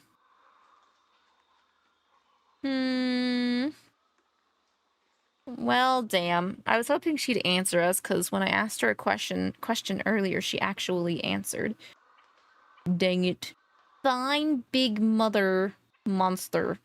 I guess I'll go back over. And get some bites. Okay, it put the guts back to max. You managed to stuff a few gobbets into your maw. My little nasties, today you're getting a new playmate and a new challenge. You become aware of a steady pounding sound from the tank. The lid vibrates slightly with every echoing punch. How interesting. Fresh meat for trust exercises. Lap Clarence before he can say anything else.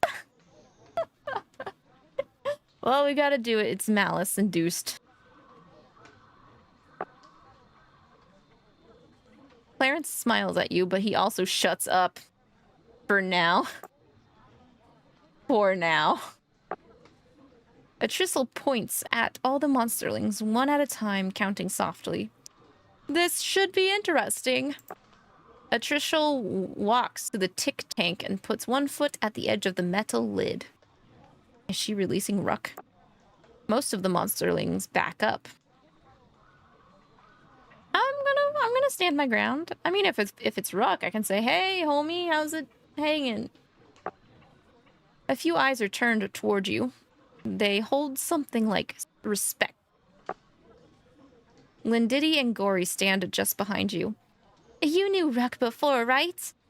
They were pirates together on the VAT. See, okay, I'm glad Lindiddy and Gory are our friends. A Tristle slides the plate away from the hole just a little. Bong! Ruck hits the plate and shakes it.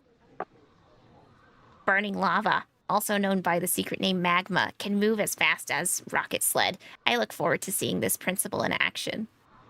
Gory, shut up. I need to focus right now. Gory and your insane theories. Ruck, it's time to fight.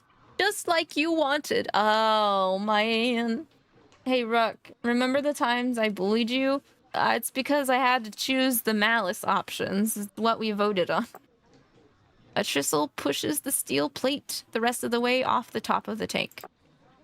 Ruck springs out of the hole, howling with joy. Ruck spots you and runs straight at you. The monsterlings behind you fall back, flinching or turning to flee. Thank you for being my friend. My real friend. Oh, we did it. We did it. We're both a nice monster on the outside, but secretly want to torture torture everyone on the inside. You weren't a fake friend like Ut. Ruck grins and holds you by your shoulders. Everyone stares at you and Ruck. Claws, fangs, and fear are on display. Oh, let's give the good boy a hug. He doesn't look like he's doing too well. This is nice. Oh. The gathered monsterlings make assorted noises of disgust. The monsterlings who didn't run off draw closer. A Tristle squints slightly, then sidles off. I should thank Elder Atristle for all the food. She left you while you were squeezing your friend. Oh well, I can thank her later. Now fight me! Ah, Ruck! You feel your stomach drop a few inches. Fine. Fine, we're max flesh. I'll give you a good thrashing, friendo. He's got 8 health and we have 21.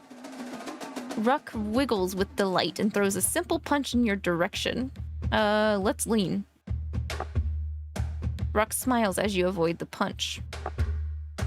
Ruck grins, then spins around in a silly way.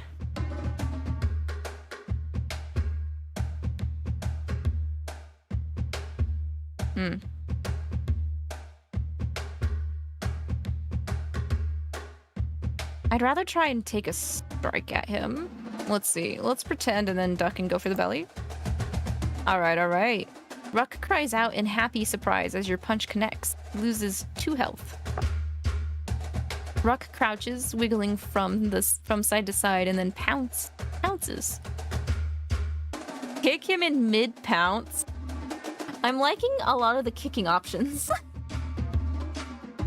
Not gonna lie. Stella, you flipped back. Lets me readjust the cam. Here's the girl.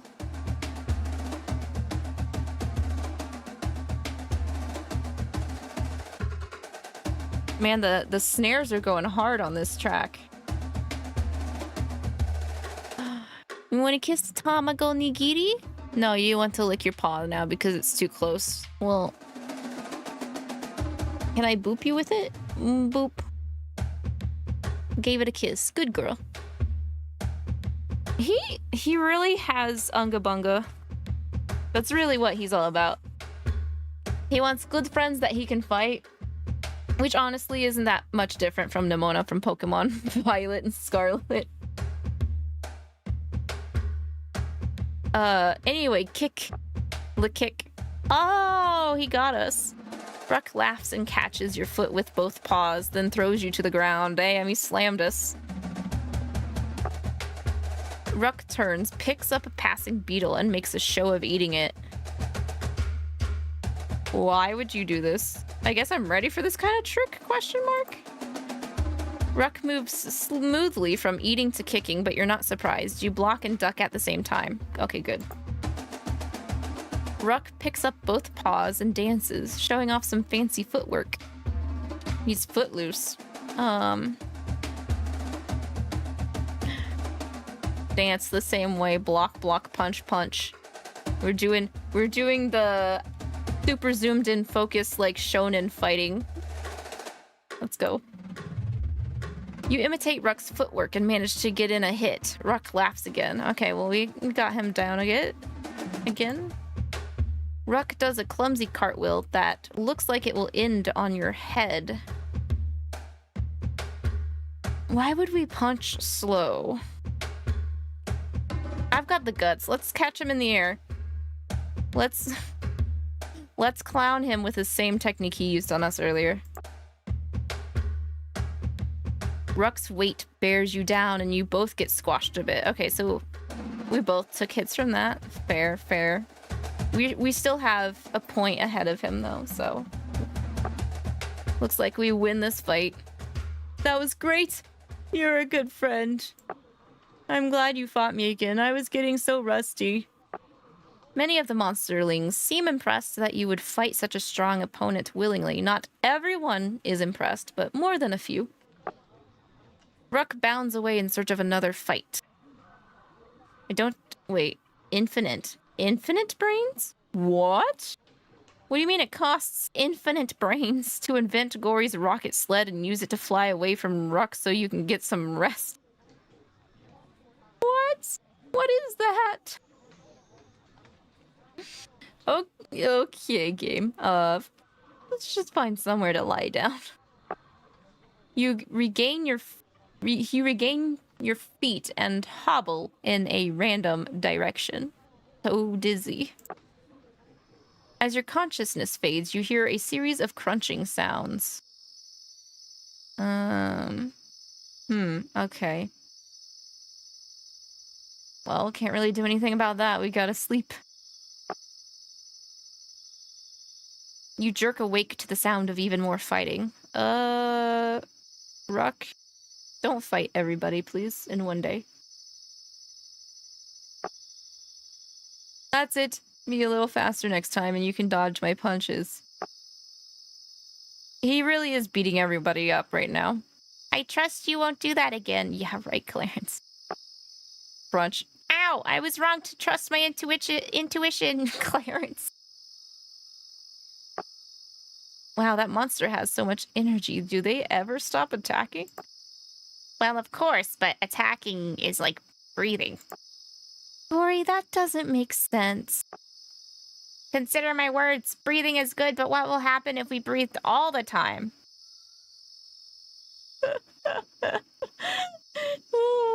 You guys heard from Gory. We have to take breathing breaks. Why? It's fine. I'll just nod. Yes, you're correct. I guess you're fine. Yeah, sure. If we breathed all the time, even when we were underwater, that wouldn't be good, I guess. Gory nods to you and throws you a little claw sign that you don't understand.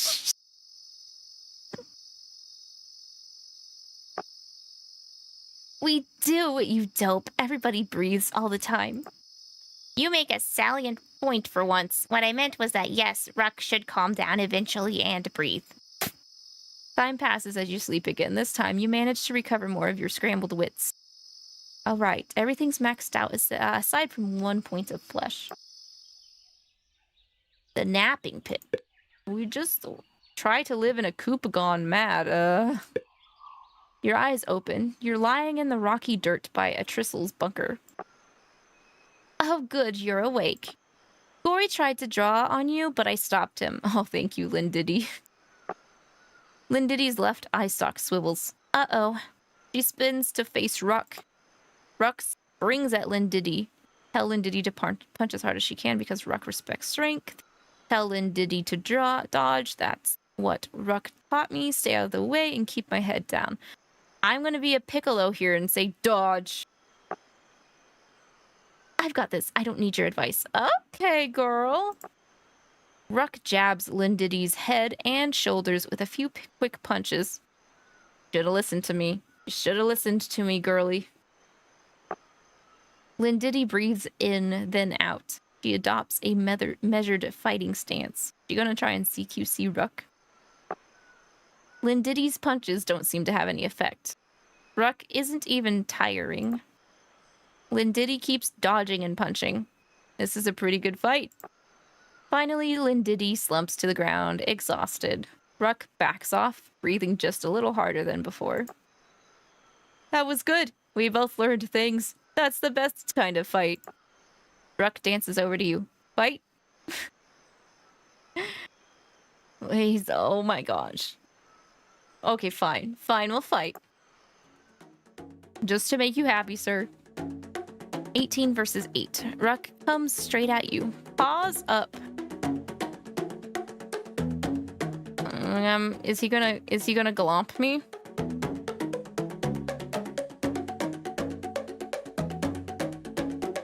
I'm gonna block and dodge. As much as I like going straight for the face. You sidestep and Ruck nods as you counterattack. As your counterattack hits home, he loses 2 health. Ruck somersaults away from you, then turns and somersaults back in your direction. Now he's just showing off. Use the brains, stay away, out of the reach. Ruck keeps rolling past you and stops, a little dizzy. Ruck sweeps out a leg, aiming for your feet. I'm not gonna let it connect. I'm just gonna jab at it? Question mark? Hey, there we go. You drive all your weight into Ruck's knee. He loses 2 health. Ruck stops for a moment and offers you a hearty paw shake. I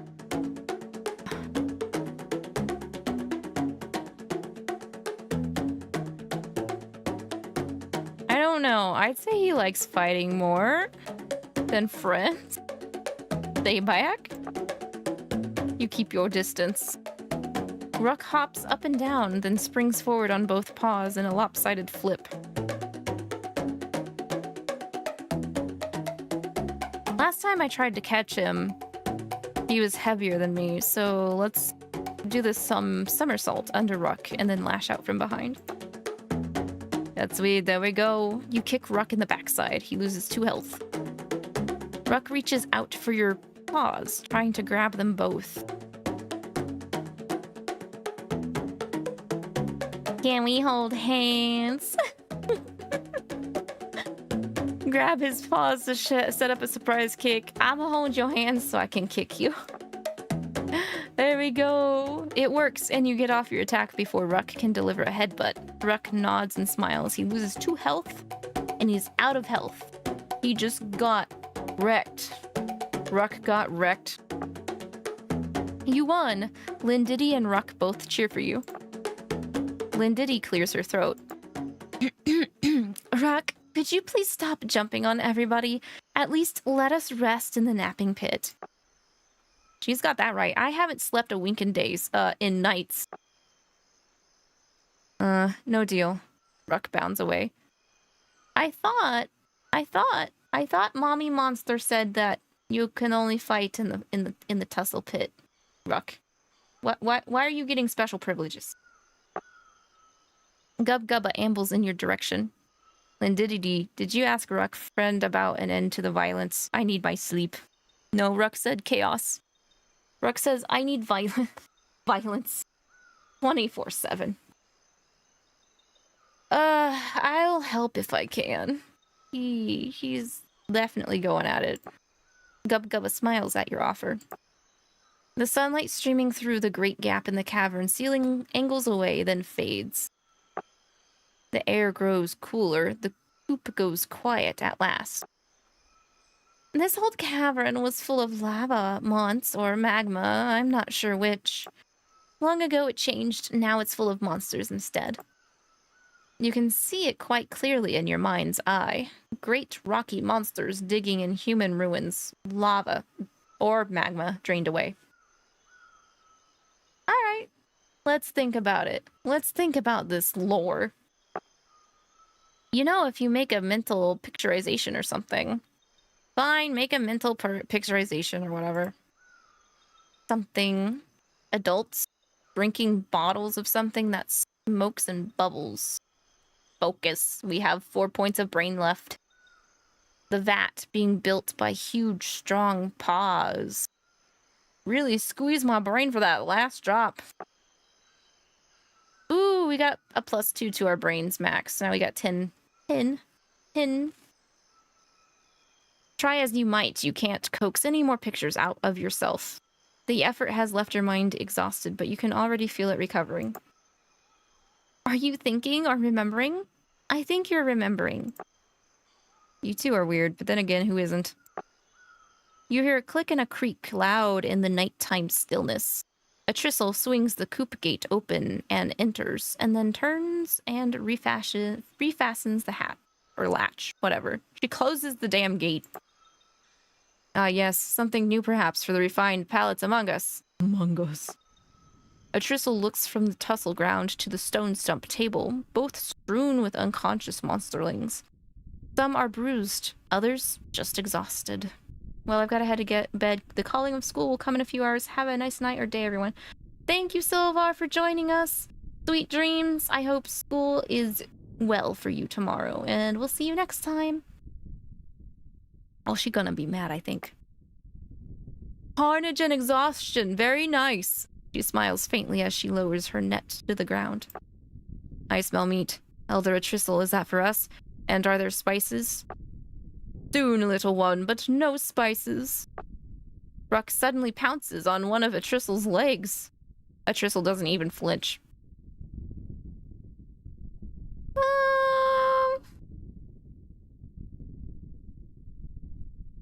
I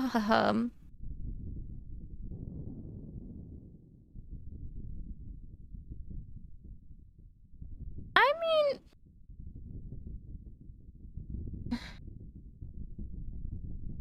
I have more guts than I do brains right now, so I'm sorry, Ruck, but down, boy, don't bite the hand that feeds.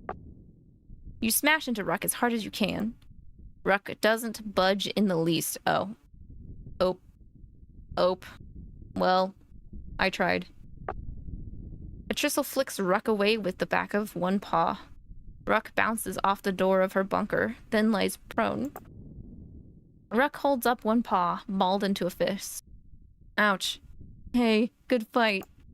𝐿 opens the bunker door and pulls out several dried branches. She piles the wood nearby and reaches for something small. A match ignites in 𝐿's claws, and she lights the fire. As the flames grow stronger and brighter, 𝐿 picks up her net. Something heavy falls onto the fire, sending sparks everywhere. A rich, meaty smell fills the area. You can almost taste the flavor. She cooking? She cooking.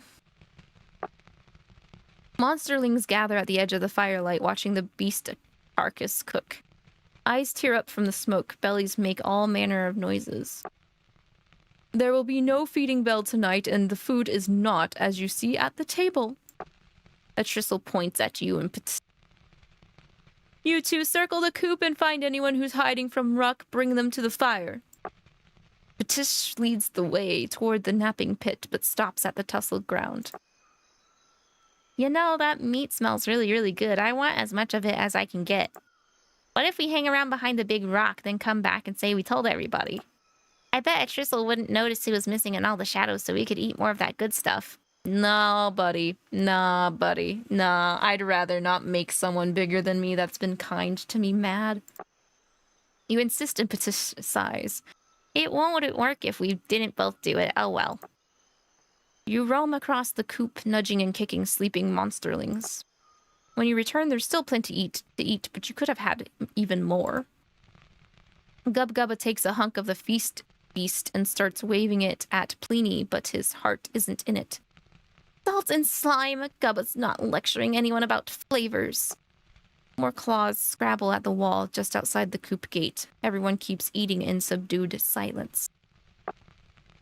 The last of the roasted beast is gone. Only a few bones remain, picked clean and scorched by the fire. The group moves as one toward the napping pit. Ruck, belly full of beast, isn't making trouble for a change. There was no plan, it's just the luck. I don't know. I think 𝐿 planned this, though. Dozens fill the pit, but many monsterlings can't sleep. The claw sounds outside the coop continue all night long. Interesting. Okay, well, Malice is here. We'll have to go and growl and complain and slash at anyone who bothers me. Again, beauty sleep is needed. You get some sleep, but the thing that really makes you feel refreshed is causing pain. Your monstrous instincts are sated. The sun is up again. Everything seems bright. You rise and see Gory groveling in the dirt at Trovort's feet. The slum of a gang is greater than the hood. Stop saying stuff like that, or it will hurt you so bad you'll be really hurt. Wait. Chuckle at Trovort's joke? Growl and defend Gory.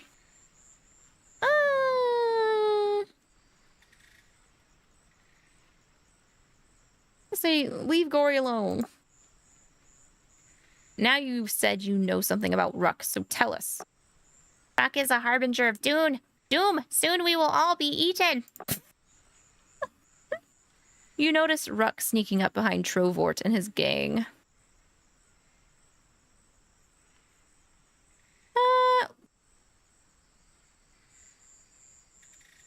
I see him right there. Okay. Ruck, you are fine to wreck Trovort and his gang, but we're getting Gory out of the way.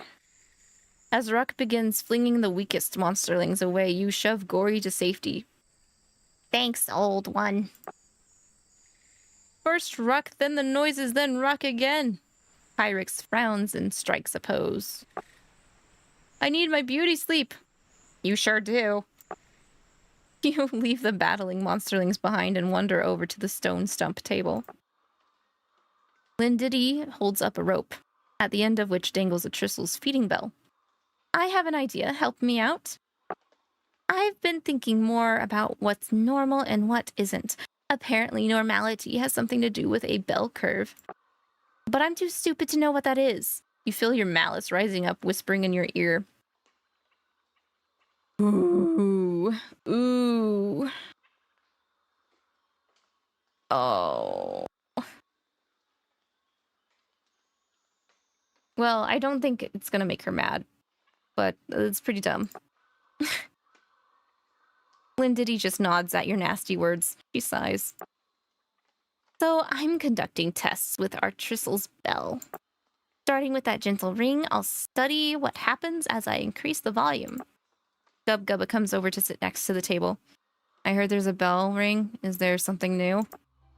Ruck springs on Gubgubba as if from nowhere. Ruck punches Gubgubba with great vigor.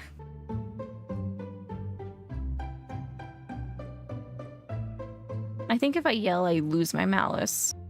So, get him, Ruck. Ruck cheers for you cheering for Ruck. It's a mutual admiration society, and you're loving it. Hey, man, thanks for cheering me on. I'm cheering you on for cheering me on. You know, I was really hoping for something special last night. Some of that dried black fern, perhaps, or smashed centipedes. Ruck kicks Gubgubba in the back with wild abandon. Not that the meat was bad, mind you, but it had no, flair, no, pizzazz. Gubgubba leans over the table, mostly ignoring Ruck's powerful punches.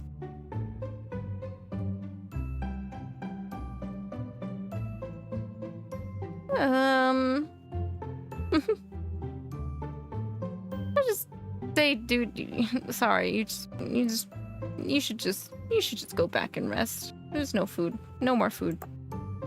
Oh, that's, too bad. I had some ideas for leftovers. A stew of bones and scraps with this and that to make it really sting. Ouch! Good fight, but I'm getting hungry.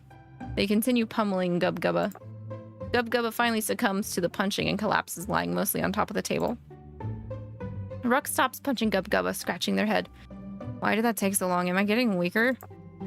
Hey, Lindity. I need to see if I'm getting weaker. Let's fight again. Lindity drops the bell. Everyone twitches a bit at the sound of it hitting the ground. All right, I've been thinking more about this. Lindity grabs the bell by the rope and swings it around, looping it around Ruck's thick neck. Choke him out? Are you gonna choke him out? Ruck tries to pull the knotted rope away, but only succeeds in ringing the bell as loudly as a Tristle ever did. Monsterlings come running at the sound. The gathering crowd pauses as they see Ruck between them and the table. I'll be with you in a second. Just gotta... Ruck wanders away, still pulling at the rope. Dung, dung, dung. Several monsterlings look at the table, and the unconscious Gubgubba. Several of them drool as the scent of his well-seasoned flesh fills the area. Yo, what? Oh my god, eat 𝐒𝐿𝐒𝐏𝐏𝐿? Dude?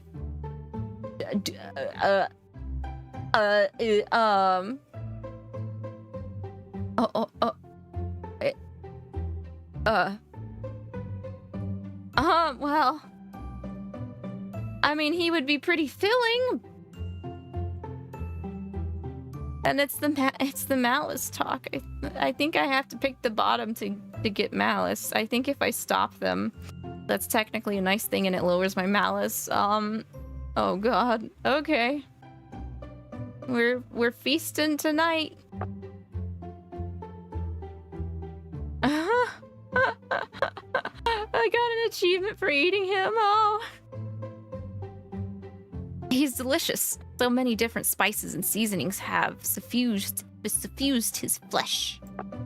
You feel your monstrous nature rising up inside you along with the meat.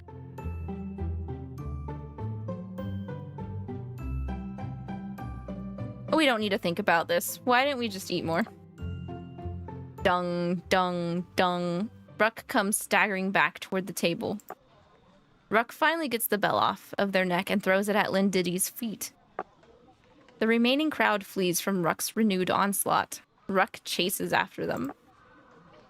Lindidi shakes her head at the bell. Maybe a bigger bell will slow down Ruck even more. As she lays out her plan, you feel slightly inspired. Rest in peace, 𝐒𝐿𝐒𝐏𝐿. Alright, Lindidi, what do you have? What's your plan? Patish dances on top of Atrissel's bunker next to the huge alarm bell. The feeding bell, which usually hangs beside the alarm bell, is still missing.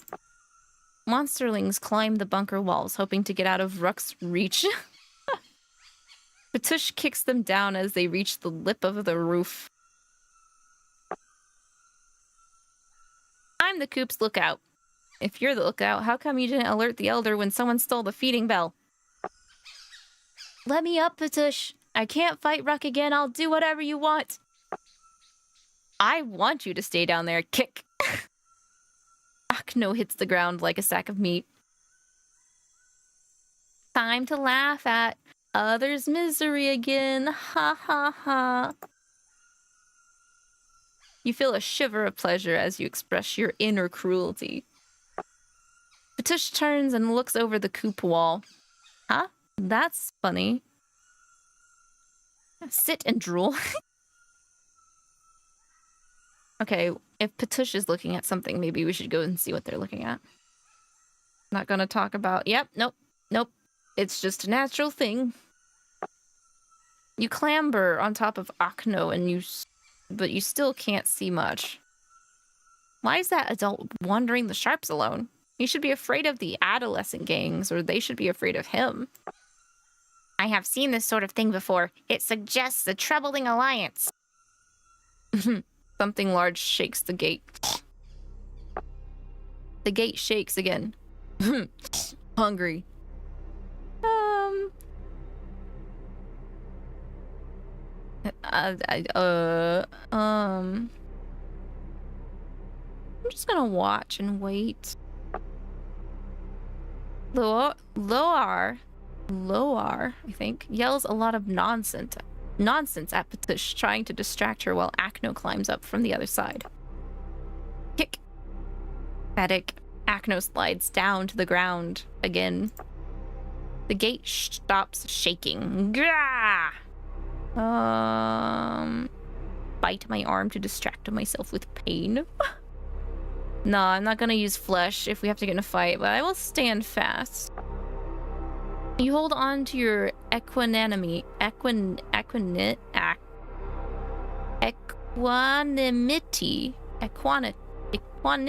Excuse me. Whatever, but nobody seems to notice or be impressed. Oh, okay. The noises stop. All you hear from outside is retreating, heavy footsteps. Lindidi and Rancid join you and Gory off to one side of the bunker. What were those noises?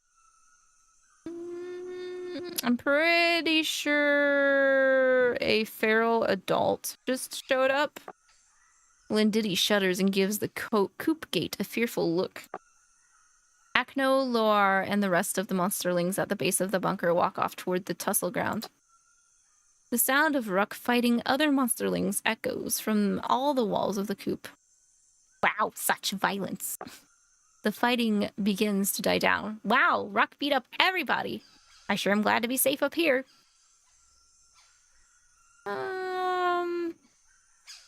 Shut up, Patush. And by that, I'm not gonna make any comment.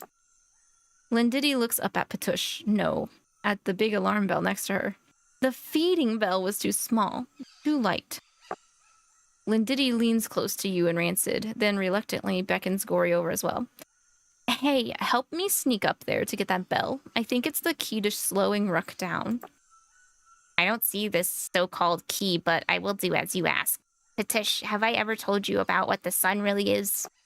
Consider, we have never seen it directly, only its light through the gap in the cavern roof. Yeah, so? What if the sun itself is a monster? That's silly. That monster would have to be on fire. Rancid slips to the other side of the bunker and gives Lindiddy a boost partway up the wall. Patush looks around at the slight sound. She's too alert to sneak up on, but maybe...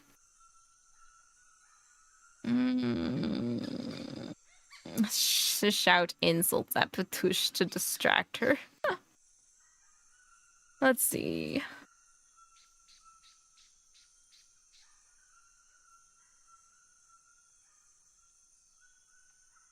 I think if we make a noise, that will just make her too alert. Well, let's pretend this theory makes sense. As you can see, my ancient colleague here is remarkably wise and well-informed, probably from listening to me, no doubt, no doubt. I still think it's a stupid story. Just because two monsters believe something doesn't mean it's true. And what is truth, I ask you? Better that you should ask me. Lindiddy taps Patush on the shoulder. Hey, Lindiddy, look here. Comes Ruck. Wait, what are you doing up here? Luck kick. Get kicked, loser. Patush yelps as she falls. Clap. Clap sarcastically as she falls. Gory chuckles and joins in the clapping. From above, you hear Rancid clapping too. Rancid, cut it out and help me get the spell loose. Patush shakes her head, then glares at everyone. She snarls and runs off. Lindiddy and Rancid crouch next to the alarm bell, unfastening it from its cradle. Ruck, I thought you were in the other direction. Wanna fight, Patush? I can't fight right now, I just fell off the roof. Okay, catch you later then. What? That's a valid excuse? He took that excuse. What? Ruck slows while approaching the bunker, showing unusual caution. Oh boy, I guess I'll distract Ruck. Oh hey, wanna fight? You just stand there like some kind of obstacle. Is that a yes or no? You just stand there like some kind of statue. I'm not hearing a no. You just stand there like some kind of distraction. Ruck clobbers you with one fist. You just, ow! Stand there like some kind of target. Bong. Ruck is stunned by the bell's vibration.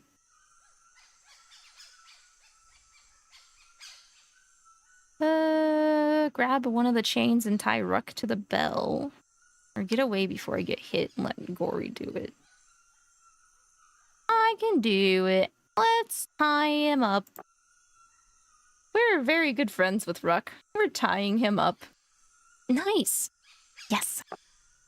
I could have done that. I know how to tie knots. Despite his brave words, he keeps his distance. Ruck struggles fiercely against the chain, barely moving the heavy metal bell. I'm so glad that worked. Me too. I didn't have any other ideas. Me either. I did. Rancid just looks at him. Well, I did. No comment though. Ruck tries to figure out the knot, but doesn't seem to understand the concept. I want to fight, but I don't want to fight a bell.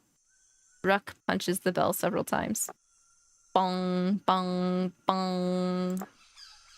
Ruck pulls and pushes, but the bell barely budges. Soon, Ruck is exhausted. It's gonna be okay, buddy. Ruck raises a fist, then lets it drop. So tired. Ruck falls against you. Smack him in the face. It's fine. He doesn't know his own need to cause havoc and constantly fight. Give him another hug. My friend. My friend. Ruck cries without tears. I miss my friend. I didn't think was a good friend, but I did think he was my friend. Alright, let it out.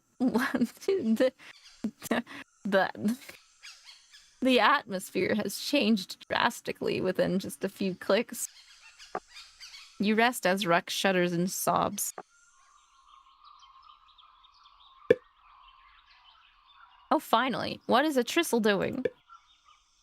If you see an outside threat, scrape one of these matches on the rough strip to ignite it, then light the signal fire. A Tristle glowers up at Patush. No false alarms this time. I don't even know exactly how long I'll be away. It's politics. Oh no. Monster politics? Are those even really politics? Is it not just yelling? While I'm gone, you can all eat this. I have a really bad feeling this chapter is going to end with that feral adult coming into the coop. A Tristle dumps out the meaty contents of her hunting net, then departs the coop. Though there's no feeding bell and no one has spread the word, the smell starts bringing monsterlings to the table. As more and more hungry mouths approach the table, the usual squabbling starts to break out. Trovort shoves Achno down. Pliny grabs a hunk of slimy meat and runs off. Let's help our friendos. Lindiddy, Gory, Rancid, and Ruck. The mob closes in on the table with wild abandon, devouring everything on it. You use a few careful shoves and nudges to open a path for your friends. They all notice what you did, but they don't say anything out loud. Their mouths are too full of delicious food. You get a good meal, but not as big as some of the other monsterlings. That's fine, we're at max flesh. This tastes almost as good as Gubba did. Oh! That was a weird day. You almost trip over a mound of wet dirt as you walk around to the dent where the bell came down. You know what? I'ma take a nappy. I need some more brains. I need some more brain points. Take a nap. Nobody bothers you. Your sleep is deeper than you expected, and longer. You awaken with a start. It's already dark. Everyone else is already in the napping pit. As you enter the pit, someone stirs the pile. Hey, you're too late. No more room for you. Not unless I kick your ass out.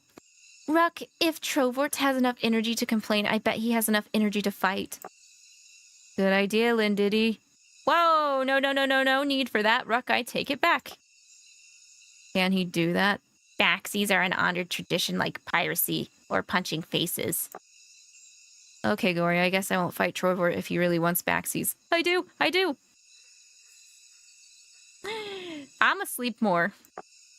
There we go. Hey, we're fully refreshed. You rest in the warmth of the pile. Thanks to your earlier nap, you're extra relaxed. You wake up briefly at one point to the sound of Trovort's voice. You're ready now? Trovort shuts up again immediately. You sleep until dawn. As you emerge from the monsterling pile, you feel odd. Something hurts. No, everything hurts. Moving seems to relieve some of the pain, but not all of it. Your body aches all through the morning. Malaise. The malaise eventually goes away, leaving you weak. We got 1 point taken from all three of the stats. I'm a worrywart. Let's worry about it. Back to the Stone Stump stable. What's Gory up to? You have to stop walking for a moment as a spasm of pain runs through your body. Oh, wait, are we gonna evolve? We gonna are we gonna evolve?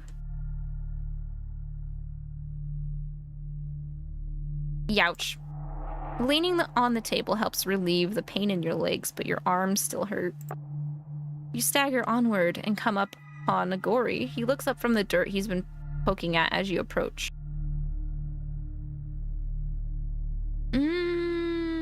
Gory's a friendo. Let's ask him about it. Gory looks you up and down. His eye narrows.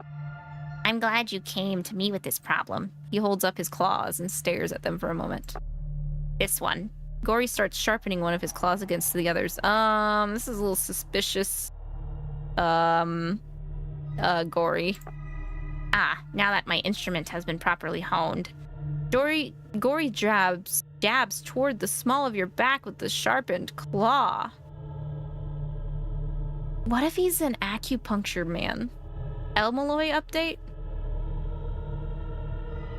For fate? I'll trust him. The sharpened claw pokes deep. The sting radiates then fades, and you feel your other pains fading with it. He is an He is an acupuncturist. All my stats are back up to max. Damn, thanks, Gory. It worked. And Gory gives you a sidelong look. Just as I knew it would. All according to Keikaku. Gory claps you on the shoulder with his other paw. Thank you for your faith, old pirate. Gory continues to poke the dirt. Everybody likes dirt. It's one of the food groups. Your pain from before starts to return, this time starting in your feet. It shoots up to your belly almost instantly. You look unwell. You find me to be frightening somehow? I always hoped someone would find me to be intimidating someday. Let's resist the pain, because he's already tried to help us. I don't think he can do much more. Next one's gonna have an adult Shiro Imiya fighting against some alchemists, apparently. I didn't even know you were keeping up with that, the anime. It's not working. The pain increases. You fall and writhe on the ground. Gory stares at you for a moment. Fear not, for I have another idea. Gory runs off. You continue to hurt. I'm gonna tough it out. You grit your teeth so hard that your fangs ache. The pain begins to fade away again. Within a few rapid heartbeats, you're feeling just fine. What the heck? You feel better than fine. In fact, your body is at perfect rest and your mind is almost serene. Gory and Loire huff and puff as they skid to a halt in front of you. Now, Loire will hold your arms while I hold your legs. Time to snarl at them, because they took too damn long. Oh, it's the books. Okay. You let your monstrous instincts rise up in your throat. It relieves your pain for half a moment. Why do I get the arms? Because my hide is rather delicate, so it's best if you are the one who gets bitten. You rise to your feet and turn your head. Everything looks just a little bit different. Didn't you used to be shorter than me? Ah, yes, a common misconception. No, Loire, the old monsterling here just stood up. A vertical monster is taller than a monster who is supine or prone. Except poor Gubba, I miss him. Loire throws his paws in the air. I should know better than to talk to you, Gory. He stalks away, snarling under his breath. Lindidi arrives. What's Loire so mad about? Did you confuse him again? He confuses himself. He should listen more carefully to prevent this. Lindidi swivels her eye stalks in your direction. You look a little different. No, it's because a vertical monster is... Lindidi waves Gory off and he shuts up. I mean, look at you. You're still practically a newborn. It should be a long time before you grow, and here you look halfway to adolescence. The old monsterling is older than anyone looks. Lindidi glares and Gory shuts up again. Weird. Must be a trick of the light. We growing. Oh, man. Okay, well, I wanna transform, but the stream's been going on a little longer than I've expected. Let's just do a couple more and see if I can eke that out. All right, Lindidi, let's join her. You join Lindidi and the others by the big rock. Lindidi herds some greenish worms and yellow crickets between her paws. Chirp, chirp, chirp. Lindity looks at the bugs. I suppose you're all wondering why I've called you here today. A base misapprehension. I wonder nothing, for I assess and appreciate all aspects of this arrangement. Also, I add aptitude as I alliterate. That's even weirder than your usual line of weirdness, Gory. I'm starting to worry. Look who's talking, stupidity. The weirdest monsterling within these walls. Why, I ought to. Guys, you're both weird. It's fine. Nice. I hate fights for no reason. I get what you mean, Rancid. I'm learning that too. All right, enough of this, Gory. Yes. Here, have some. She shoves 2 worms and 3 crickets in Gory's direction. Gory picks up the crickets and eats them one by one. Chirp, chirp, brunch.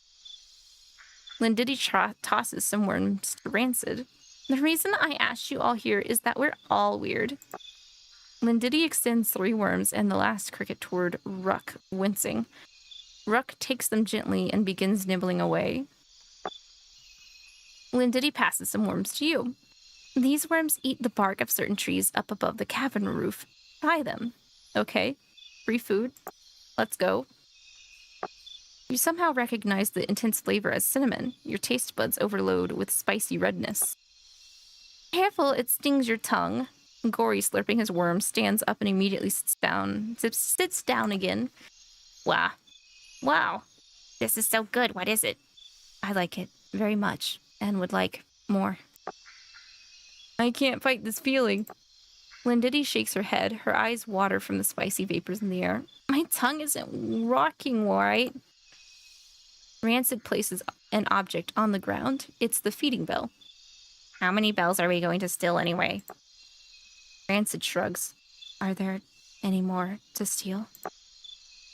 I buried that after you strangled me with it. I saw and remembered. I had an idea and dug it up. We all talked about it. It's a bell, and you want to know about bell curves. So measure this. Gory shakes his head and exhales slowly. So measure this fine bell's curvature, and perhaps you will find that which you seek. It might. Rancid breathes a few times. It might help you. And if it doesn't, you can always hit someone with it. Lindity looks at the bell and gives it a tiny experimental shake. Ding, ding, ding. Maybe I shouldn't ring it for real now. Everybody would think it was mealtime. Any time is mealtime if you're hungry enough. Akno and Loar approach from the direction of the table. I'm telling you, I heard the bell. You hear all kinds of things. Ferals outside the gate, singing in the sharps. It's getting on my nerves. It's getting on my nerves even worse because I'm the one hearing it. I think something bad's coming. There's always something bad coming. No, Akno. Laura is right. Something ill is in the wind. I don't know what being outside the middle of the bell curve means, but I now know if we work together, we can do things no other monsterling can do. Yeah, we caught Ruck, didn't we? Although, he smiles wickedly. Catching Ruck was kind of easy. What? I was hard to catch. You take that back. No fight. You interrupt the one-sided tussle before it can start. You handle monsters better than a Tristle sometimes. We could use more of that if bad things really are coming. Gory touches paws with Ruck. I'm sorry I made fun of you, Ruck. It's okay. We can be better if we work together. We have potential.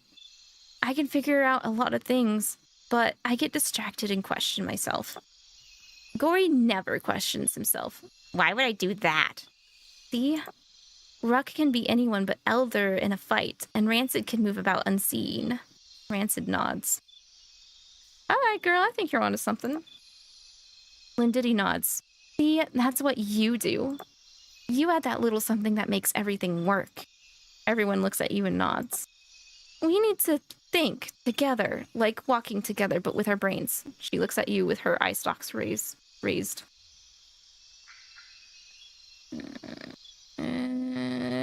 Let's work towards common goals. No matter who stands in our way. Yeah, looks like we got a crew. Rancid claps. Well, that too. Yeah, we could get some good fighting done. Monsters usually don't work together. Sometimes we get pairs that play off each other, and sometimes that's good, and more often it stinks. Except us. We have 5. That's not a pair. You know who could work together, Lindidi? The humans. I actually know that, Gory. She gestures at the world around you. Everything here, or almost everything, is made from what they left behind. We're not a gang though, right? I don't like gangs. Lindidi, come up with a name for what we are. We're definitely not a gang, we're a coterie? Close friends with common interests. Sounds like something you wear when it's cold. Yeah, funny. Why are you laughing? Did you think I was making a joke? That's pretty nice. I think that's where I'm gonna call it, though. My neck is starting to hurt again, so I need to lay down. But that was the first full chapter and a lot of the second chapter of Monster Loves You Too by 𝐿 Games. Again, much love to 𝐿 Games for contacting me and giving me a free CD key to try out the game. Again, it comes out tomorrow, December 7th, on both Steam, Switch, and iOS, if you guys are interested in playing more and finding out where this little gaggle of goons ends up. And, you know, if you want to be a little bit nicer and not have a bunch of malice like me and everything like that. Yeah, it was a lot to read. I was getting interested. I was getting invested in it. But yeah, I think it's a nice little interactive story. Personally, I'm going to get some resties.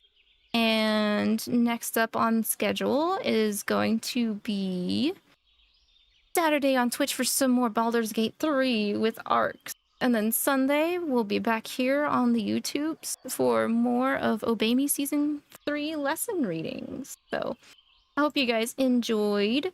Thank y'all for coming by, taking a peek at the game with me. It was a lot of fun. And till next time I see you all, take care of each other and yourself. And, you know, make sure to eat, but don't eat people. Don't eat 𝐒𝐏𝐏𝐿𝐒. Even if there's a lot of peer pressure going on. Stella's watching you. Stella will say, you have better taste buds than lowering the bar and eating 𝐒𝐏𝐏𝐿𝐒. Eat 𝐒𝐏𝐏𝐿𝐒. Owner of the Gubsdale Gubbadome. Dude. So, Stella and I will be waiting for your next tune in over here on the garden in our side of the tea time break garden, is what I meant to say. So, farewell, everybody.